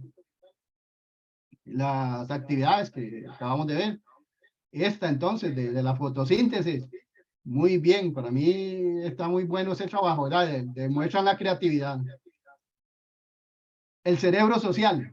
Y ya ahorita vamos cerrando. Entonces, cerebro social, el neuroeducador, que es la profesión del futuro y las conclusiones. El cerebro social. Entonces dice acá, dice Gillian, tú sabes que debemos cooperar para aprender. Hola, ¿quieres jugar conmigo? Resulta que en la escuela, en el colegio, uno, en esas etapas, necesitamos mucho contacto social. Por supuesto, está en desarrollo, en esa etapa que necesitan ser aceptados los niños y los adolescentes. Entonces es muy importante ponerlos a hacer trabajos en equipo, de cooperación, ojalá trascender las paredes de la escuela, del colegio y hagamos algo para la comunidad. Hagamos un mariposario, vamos a cada uno con su bolsita y vamos a recoger basura. Esas actividades cooperativas igualmente fomentan el desarrollo del cerebro, porque ya lo veíamos, la plasticidad del cerebro. Enseñémosles desde pequeños a cooperar, a trabajar en equipo. Necesitamos que socialicen, claro. De hecho, ahora hubo un problema acá en el país, y entiendo que en otros países también, porque a raíz de la pandemia, digamos, pasamos como 2 años encerrados. Más o menos, ¿verdad? Algunos por ahí tenían ocasión de salir, otros no tanto, pero en promedio fueron como 2 años encerrados. Entonces, los estudiantes, sobre todo los de secundaria, cuando volvieron al colegio, acá en Costa Rica se presentaron varios problemas. Ya había muchas peleas entre ellos, ¿verdad? Peleas a puños, ¿verdad?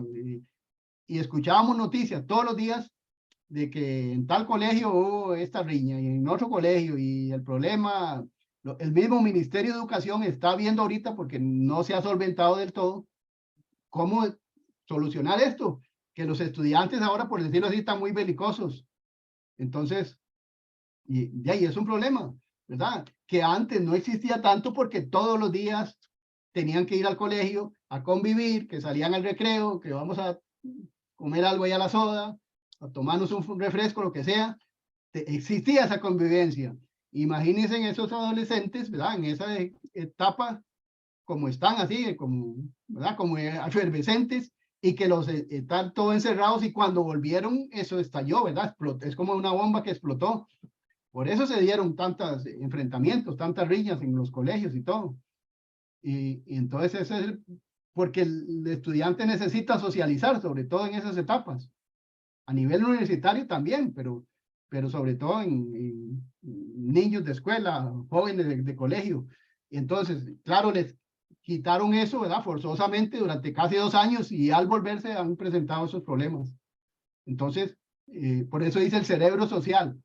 Fomentemos las actividades en equipo, eso, la cooperación, actividades cooperativas para la comunidad, etcétera, porque eso a su vez estimula el cerebro.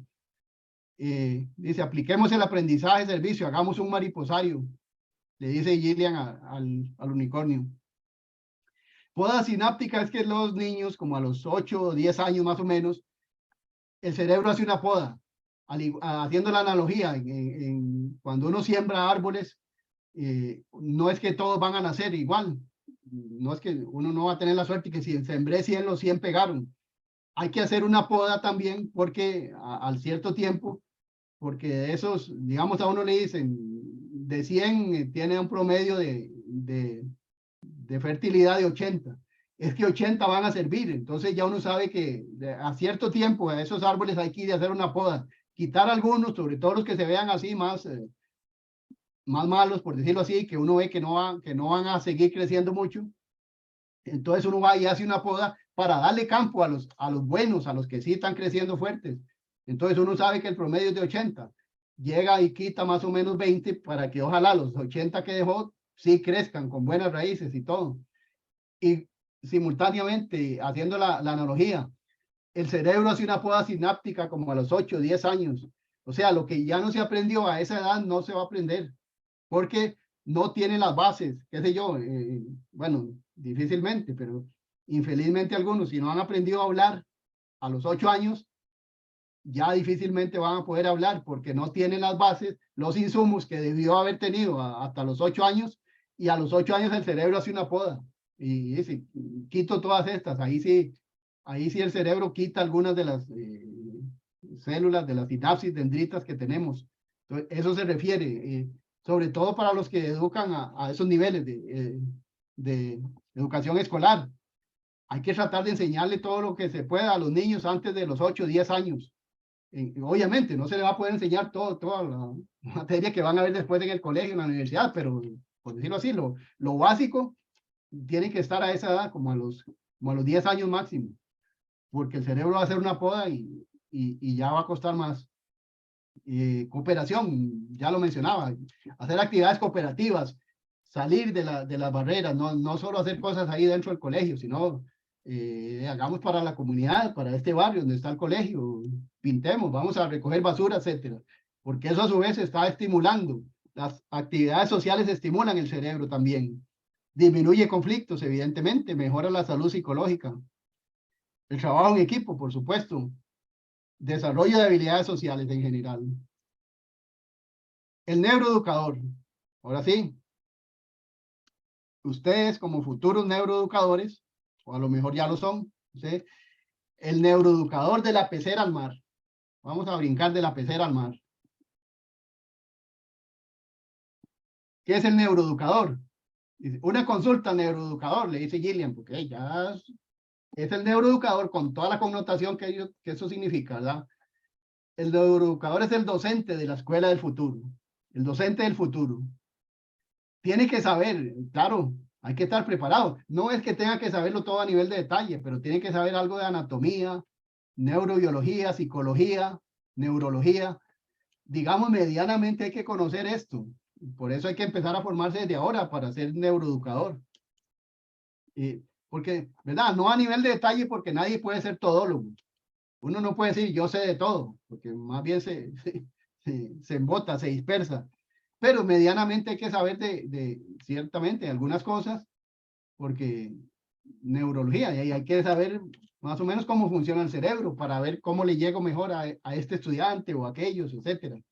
Psicología, algo hay que saber de psicología, porque tienen que ver las emociones, como ya lo veíamos, ¿verdad? El neuroeducador, literalmente conducir al estudiante hacia nuevas conexiones neuronales que le faciliten un mejor aprendizaje.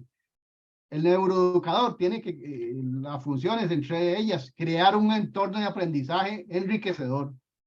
Ya les digo, traigan cuadros de algo que a ustedes los emocione, algo que los ilumine, que les vaya a encender esa pasión por aprender. Entonces, buscamos ahí lo mejor para tener eso a la vista, al igual que yo les decía, hay que procurar tener un rincón en su casa, un rincón de creatividad, donde uno diga, voy a ir a sentarme ahí para ver cómo resuelvo esto.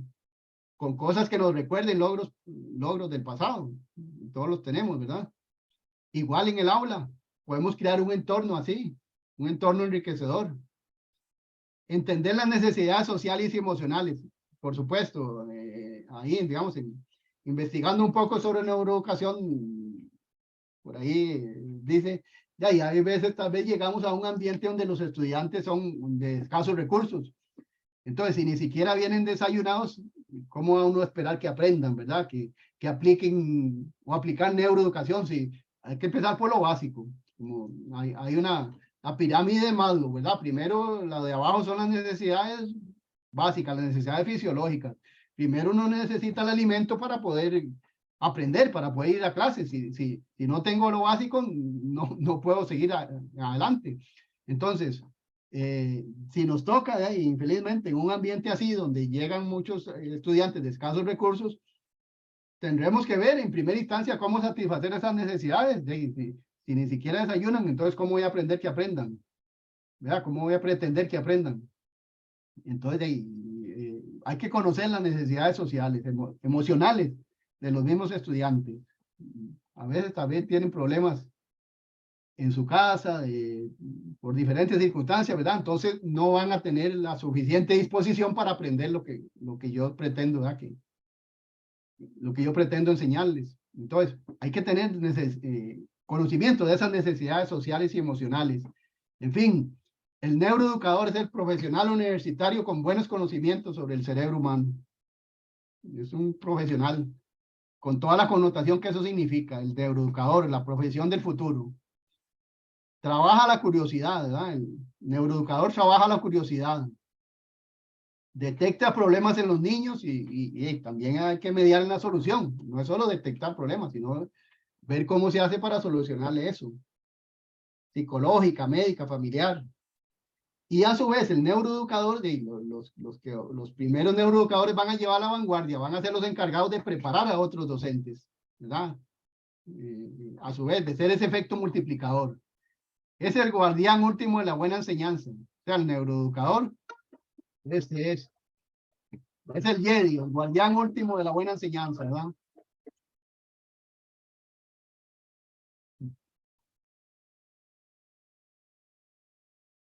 Vamos a ver cuántos Jedis entonces van a salir de acá, ¿verdad? El guardián último de la buena enseñanza. Conclusiones. Genial, esta neuroeducadora, ¿cómo pone a volar nuestra imaginación? Ahí está Gillian, ¿verdad? Volando con su unicornio. Estoy viendo qué voy a hacer cuando sea grande. En términos así generales, entonces, la neuroeducación es estimular la imaginación, la creatividad, a través de actividades lúdicas, de gamificación, de storytelling, de visual thinking, volviendo al dibujo, no importa, ya veíamos porque la historia es circular. Entonces, podemos decir, ya, y la verdad que hoy no voy a usar el proyector, todos pongan atención aquí a la pizarra y empezamos a hacer los dibujitos. Perfectamente, eso se está utilizando hoy día, ¿verdad? En esa tendencia de que la historia es circular. Nunca te cansas de jugar. El juego es importantísimo. No envejecemos. ¿Cómo es? No dejamos de jugar porque envejecemos. Envejecemos porque dejamos de jugar. Entonces, hay que seguir jugando, aunque seamos adultos. Normalmente, bueno, en mi caso yo aplico ahí juegos, hagamos esta dinámica. Y claro que a la gente aprende mucho mejor con dinámicas que estarles nada más diciendo ahí principios generales y este concepto y este otro. Los conceptos los pueden buscar en internet. Las actividades, las dinámicas son las que ponen en juego todos esos conceptos. Digamos, el bagaje teórico que vemos es para aplicarlo en esta dinámica. De eso se trata.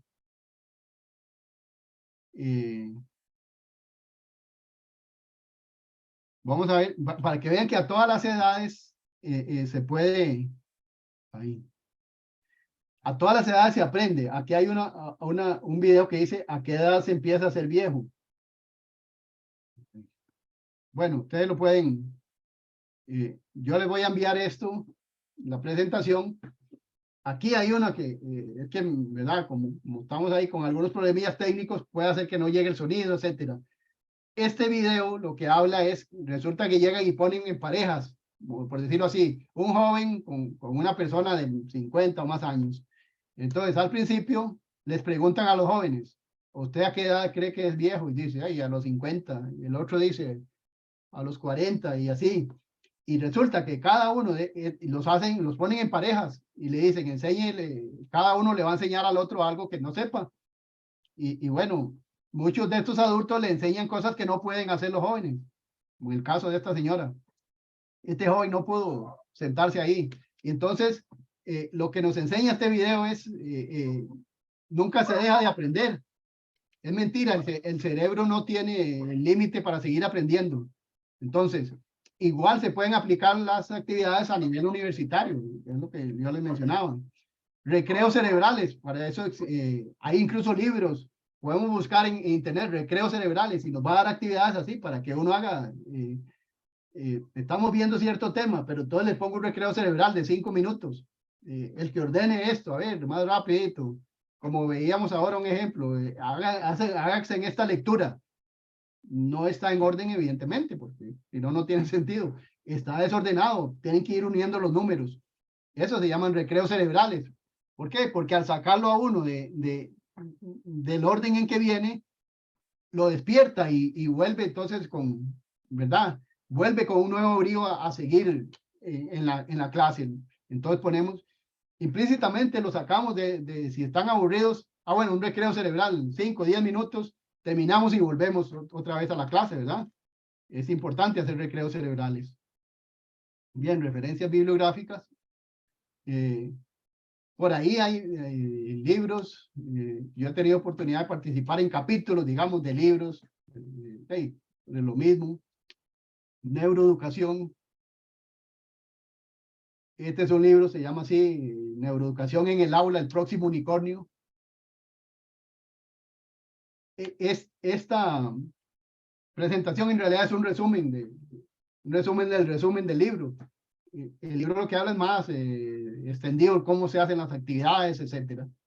Hay congresos de neuroeducación, hoy día como que está en boga también, se pone, este fue que ya pasó, se hizo aquí a nivel virtual, hoy día se hacen a nivel virtual, ¿verdad? Más fácil y tienen un costo ahí simbólico.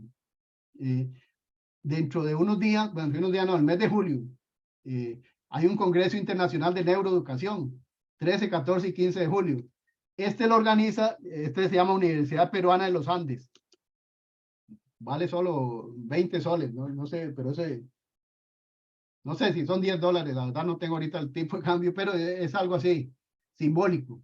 Entonces, a mí me llegan anuncios porque a su vez yo estoy conectado, digamos, con algunos que están en neuroeducación. Entonces me dicen, vamos a hacer este congreso esos días.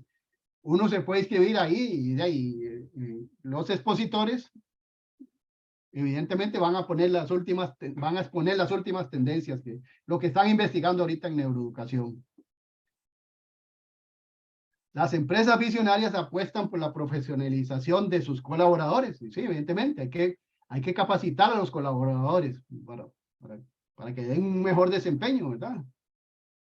Las empresas hoy día buscan mentes pensantes, como dice aquí, mentes pensantes, empoderadas, que cuestionen, no que digan nada más todo, sí, ¿verdad? Como, sí, señor, sí, señor. Hoy día, más bien, la tendencia es buscar gente que tenga su propio criterio, gente empoderada, que cuestionen las cosas, no personas que sean ahí manipulables. Esto es lo que se está dando. Entonces, tenemos que ir fomentando también ese esquema, ¿verdad? Cuestiones en las cosas, no digan a todo que sí, no necesariamente porque el docente lo dice es que es cierto. Como yo les decía ahora, el papel del docente ha ido variando. Eso de que el docente era el que estaba en el alto del Olimpo y que echa luz por la frente y que todos los demás están abajo, ese esquema ya está superado. Hoy estamos al mismo nivel. Lo que el docente está diciendo, lo pueden estar buscando en internet ustedes para corroborar si es cierto. Entonces, ese esquema ya está superado, ¿verdad? Por eso hay que incentivarlos que se cuestionen las cosas. Como dice aquí, no personas de pensamiento líquido y manipulable, porque las empresas están buscando esos que cuestionan son los mejores. Un ejemplo, yo hice un juego que le puse así, profe pez. Hey, profe viene profesor, ¿verdad? Y pez porque son unos peces. Entonces yo le puse al juego profe pez. Entonces son unos peces que tienen unas preguntas por detrás. Entonces, digamos, yo llego y los reparto, tome, ¿verdad? Ahí al azar, porque ellos no saben qué pregunta viene atrás. Evidentemente son preguntas como de repaso. Este juego, profe P, sirve como un repaso de conceptos después de haber visto ahí unos temas. Entonces yo les digo, bueno, cada pregunta buena vale un punto. A su vez, pueda que les haya salido algún comodín ahí entre los peces, van unos comodines que valen 2 puntos. Pero si pierden esa pregunta que tiene el comodín, si la pierden, más bien pierden 2 puntos. Si le sale un pez sierra, por decirlo así, el pez sierra es el que más vale, la pregunta vale 2 puntos. Pero si la pierde, la pregunta que tiene el pez sierra, y más bien se le restan 2 puntos. En fin, profe peces son unos peces que por detrás tienen preguntas, y entonces yo voy ahí en orden a su vez con una presentación donde van saliendo los números de las preguntas, y entonces el que tiene tal número, contésteme esta.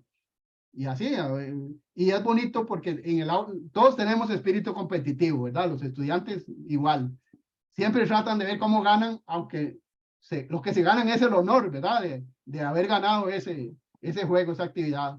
Entonces, un ejemplo así tan sencillo, con unos peces, yo le puse profe pez. ¿Hay algo mágico que pueda tomar para que cambie mi vida? Le dice el mago. Sí, claro, decisiones, puede tomar decisiones. Me voy a hacer neuroeducador. Es una decisión, ¿verdad? A partir de ahora. Dijo Sigmund Freud, no elegimos a los otros al azar. Nos encontramos con aquellos que existen ya en nuestro inconsciente. O sea, esta reunión, ustedes están hoy acá, no es por azar. Es porque de alguna forma el universo ha venido conspirando para que hiciéramos esta sesión. Entonces, no elegimos a los otros por azar. Nos encontramos con aquellos que ya existen en nuestro inconsciente. Y bueno, hoy nos encontramos, ¿verdad? Hoy tuvimos la dicha de encontrarnos acá. Muchas gracias. Cualquier consulta, por favor, aquí estamos a la orden. Gracias, profe, muy amable.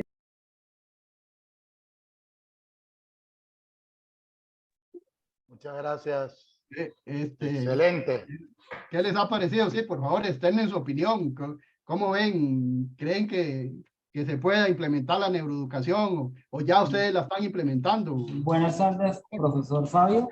Adelante, por favor. Bueno, mucho gusto. Mi nombre es Arley Niño, soy docente del programa de Tecnología y Laboratorio Clínico. Bueno, pues yo mirando lo que usted comentaba de las diversas maneras de implementar la neuroeducación, pues vea que, pues, sin de pronto uno no conocer muy a profundidad sobre el tema, directamente en alguna de mis asignaturas lo he venido implementando, ¿sí? Entonces, digamos, pues como experiencia significativa que he tenido con los estudiantes, hemos podido ver de que cuando ellos hacen ese trabajo de pronto enfocados, digamos, de una manera como más práctica, llevar como la teoría a la práctica en una asignatura de pronto que sea teórica, pues el resultado de aprendizaje es como aún mayor, ¿no? Y también como que los conceptos van a permanecer ahí de manera más fácil y de hecho luego lo pueden aplicar en otras asignaturas. Entonces considero que este tipo de temáticas son muy importantes que las manejemos como docentes para seguir aprendiendo nuevas herramientas en la didáctica. Gracias. Claro, excelente, muchas gracias. Aura Rodríguez tiene la mano levantada. Aura. Sí, adelante. Hola, hola, profe. Sí, ¿cómo está? Profe, bueno, primero, muy interesante. Bueno, primero como profesora universitaria y segundo como mamá, ¿no? Que a veces también soy profesora de primaria. Entonces, no, quería preguntarle una cosa específicamente y es el tema ciertamente es necesario como impulsar, ¿cierto? Potenciar esas habilidades que uno trae, ¿no? Que los niños traen, que los adolescentes traen, que los muchachos grandes traen de universidad. Pero yo en algunas ocasiones, digamos, lo que trataba, no sé si entonces lo estoy haciendo, es cuando yo veo que de pronto el tema de presentación orales en algunos les es difícil, el tema escrito en otros, ¿no?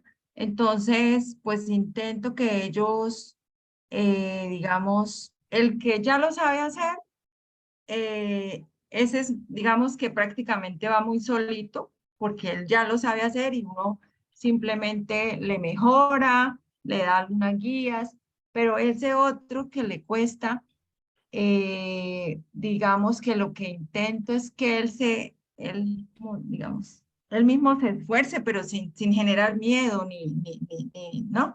Ni nada de esto, porque esa es la intención, en que de pronto no era tan difícil, ¿no?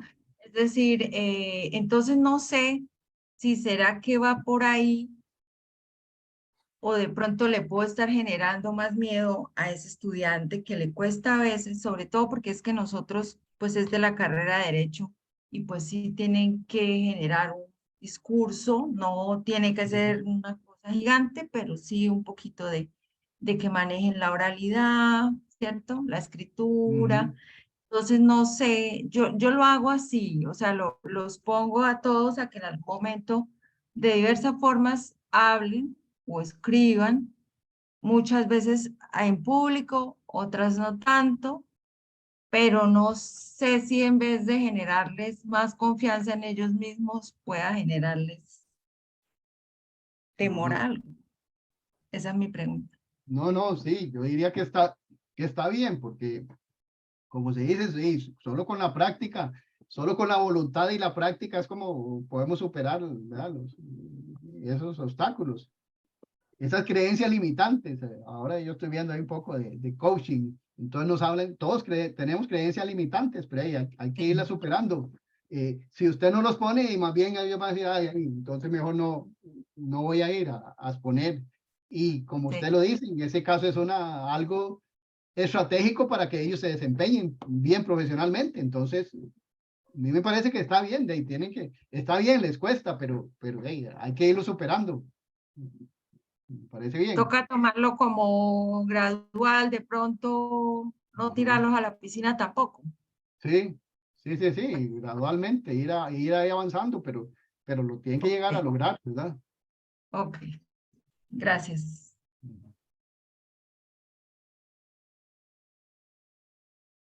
Gloria, adelante, Gloria, por favor.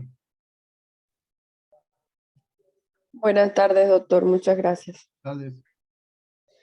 Bueno, le comento que si la pandemia fue un reto para nosotros como docentes, la pospandemia la he sentido con un reto mayor. Porque, y lo digo más que todo por este año, no había tenido, hablo por mi experiencia, no había tenido en otros semestres estudiantes con tantos problemas emocionales. Hay un semestre que tengo unos chicos, 3 de ellos medicados por psiquiatría. En otro semestre tengo un chico que cada vez que se estresa de más, me hace convulsiones. Una chica de ese mismo salón, también cuando se siente bajo presión, entonces le falta la respiración, pues está asociado a un problema de salud que ella tiene, porque al parecer está sufriendo de asma o está desarrollando asma, pero eso no se lo han confirmado médicamente porque tiene una serie de inconvenientes con la EPS. Pero cada vez que ella está en un parcial, en una exposición, entonces termina ahogándose, ¿no? Entonces yo digo, wow. Pues sí, yo de pronto en la pandemia con muchos de mis estudiantes tuve que hablar con ellos, preguntarles qué era lo que estaba pasando, que por qué el bajo rendimiento académico y todo lo demás. Pero aquí ya son cosas que yo digo, se me salen de las manos, ¿no? ¿Qué hago? Pues son estudiantes que llegan con un desánimo al salón, que están dispersos mientras está la clase. Trato de ser lo más dinámica posible. E incluso los pongo yo soy docente de biología y les digo, bueno, vamos a construir el ADN entre todos ustedes. Ustedes van a hacer las veces de nucleótidos y me van a demostrar cómo es el proceso de replicación del ADN, pero utilizando sus propios cuerpos.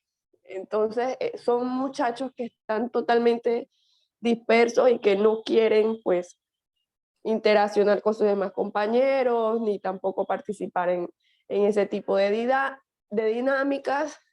Y es cuando yo me pregunto, ¿qué hago? ¿Qué le digo?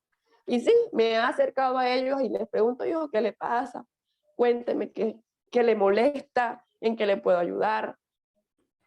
Pero a veces siento que lo que yo pueda decirle o como yo lo pueda manejar no es suficiente para que ellos logren esa conexión en la clase. Muchas gracias.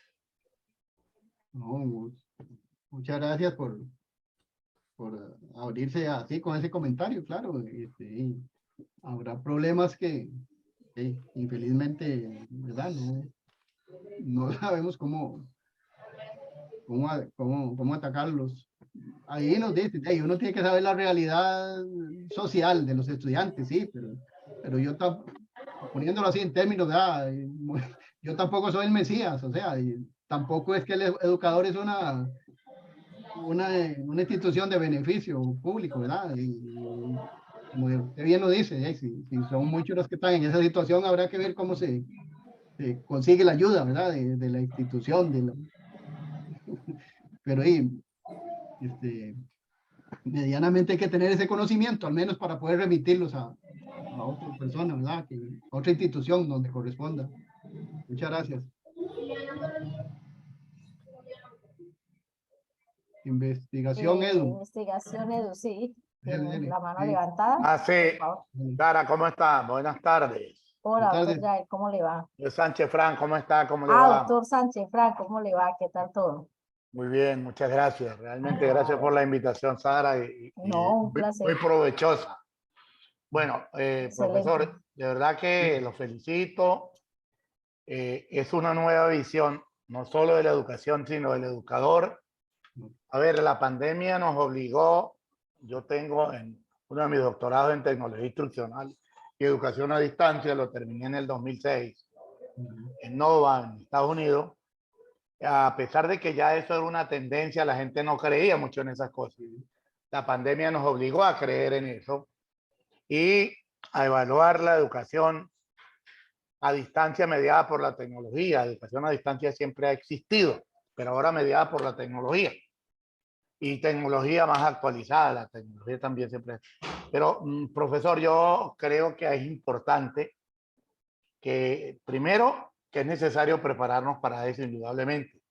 El educador, igual que el médico, tiene todos los días que estar investigando por estas nuevas maneras de técnicas de aprendizaje modernas, la manera de incentivar el aprendizaje. Pero también las instituciones, yo creo que parte de esto un poco hay que hacérselo llegar a los directivos de las instituciones, porque tienen que darse algunas condiciones especiales, ¿sí? Algunas condiciones para que se pueda interactuar y atender de manera más particular.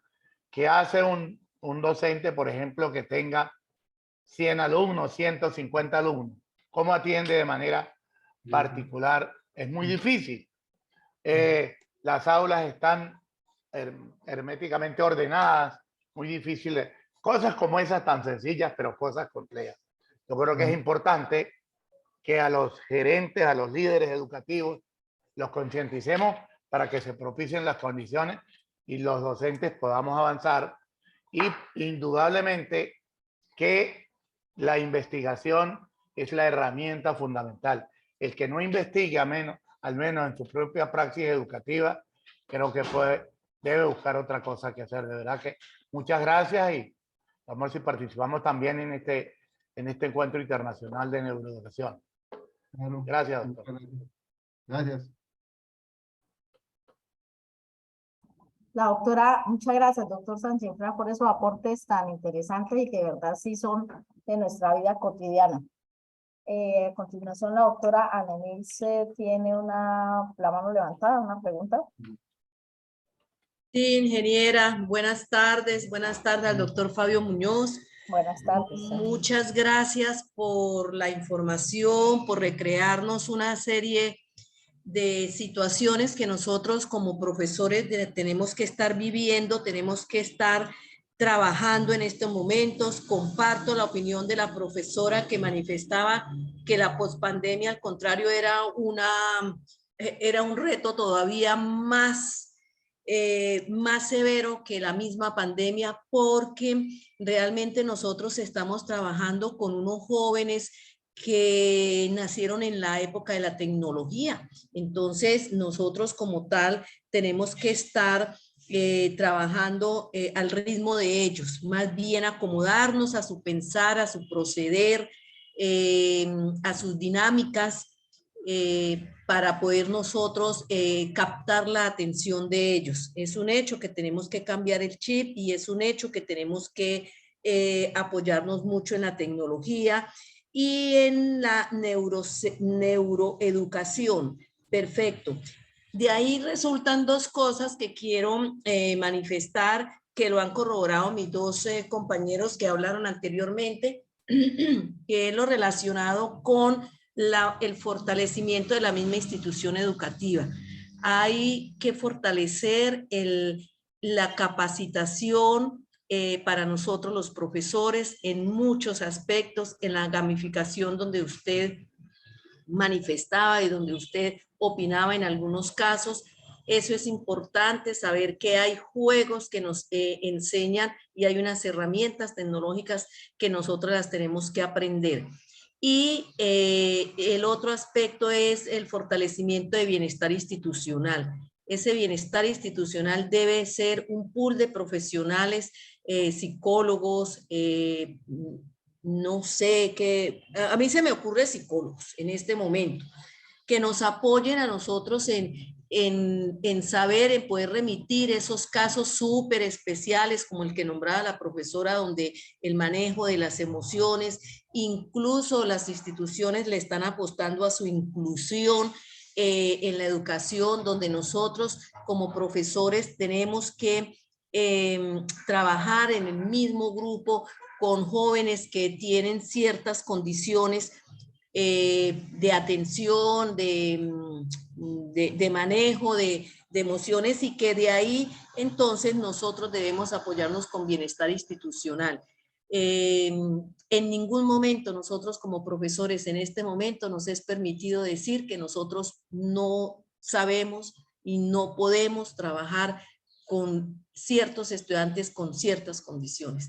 No nos queda bien y nos tocó que adaptarnos a estas nuevas condiciones de trabajo que en últimas al principio nos pueden parecer difíciles, nos pueden parecer que no está dentro de nuestra estructura mental, pero que con el paso del tiempo nos vamos comenzando a dar cuenta que realmente vale la pena virar esta forma de nosotros trabajar hacia las nuevas tendencias y sobre todo hacia las nuevas generaciones en beneficio de ellos y de todos, en últimas en beneficio de todos. Era lo que quería manifestar. Muchas gracias, doctor Fabio. Sí, muchas gracias a usted, ¿no? Excelente comentario. Ciertamente hay que fortalecer las instituciones, claro, y el bienestar estudiantil.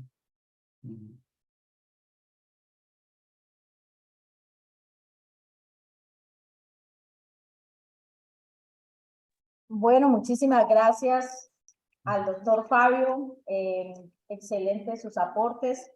Y estos pues son unas estrategias que podemos aplicar en nuestras aulas de clase y pues ir introduciéndolas poco a poco, porque pues como han dicho las personas que han participado, depende también de cómo esté la infraestructura, la tecnología, los servicios que nos presta la institución, y pues cada vez pues tratando de mejorar en estos aspectos en cada una de las clases que se ofertan. Entonces, muchísimas gracias, doctor Fabio, por sus excelentes aportes, y pues El doctor Fabio siempre nos ha acompañado acá desde el 2015. Fue docente de Ingeniería de Sistemas, de Industrial y de la especialización, y nos ha estado acompañando en los proyectos de investigación, cursos de extensión, jurado de trabajos de grado, y siempre pues ha estado aquí muy pendiente de nosotros. También es docente de la especialización, va a estar en un curso de gestión económica, ambiental y social, ahorita para los que pasen a segundo semestre. Entonces, desearle muchos éxitos y muy agradecida acá de parte de la Universidad de Santander. La doctora Concesión también pues le va a dar un saludo pues, de felicitación. Doctor Fabio, muchísimas gracias de verdad por esa excelente capacitación. Los que tenemos esa profesión de docencia sabemos que es un reto y que es una competencia compleja. Realmente todos los días para uno tener éxito como profesor debe estar formándose de manera permanente, pertinente, siempre buscando estrategias que también sean acordes, no solamente con los estudiantes, sino también dando respuesta que realmente ese conocimiento y esas estrategias le van a servir para aprender y también para llevar ese conocimiento a su vida real, y también tener como esas habilidades, ¿no? Esas competencias, también el profesor debe desarrollar esas competencias. Como usted decía, no podemos saber de todo, pero sí el profesor necesita saber cuáles son esas competencias que lo fortalecen para hacer que ese aprendizaje realmente y esa enseñanza sea significativa. Realmente es un gran reto, pero no es imposible. Los profesores pueden lograr, y si ponen en práctica esas estrategias que usted acaba de decir y muchas otras que ellos también lo comentaron, realmente se llega a tener éxito como docente y se hace un excelente trabajo en la orientación y construcción del proyecto de vida de los estudiantes. Entonces, doctor Fabio, muchísimas gracias, felicitaciones por tener ese carisma y esa pasión por la docencia que se siente a través de esa capacitación que usted nos hizo hoy, y de verdad desde el Departamento de Desarrollo Profesoral, desde la Universidad de Santander, queremos darle las gracias por haber aceptado esa invitación y participar de manera virtual en nuestro plan de formación del semestre 2023A. Esperamos más adelante también poder contar con su participación, si es posible, y muchísimas gracias. Muchos éxitos, doctor Fabio, muy amable. Muchas gracias, y aquí estamos a la orden. Muchas gracias. Bueno, por aquí está Nancy, Bueno, nuestra secretaria. Muchas gracias. bueno. A todos los que se conectaron, muchísimas gracias, muy amables. Bueno, entonces que estén muy Gracias. bien y muchísimas gracias por esa atención y la participación de todos ustedes. Un abrazo para todos. Gracias. Gracias. Hasta luego. Ahora aplicar lo luego. que nos enseñaron. Ah, sí, perfecto. Que estén muy bien. Feliz tarde.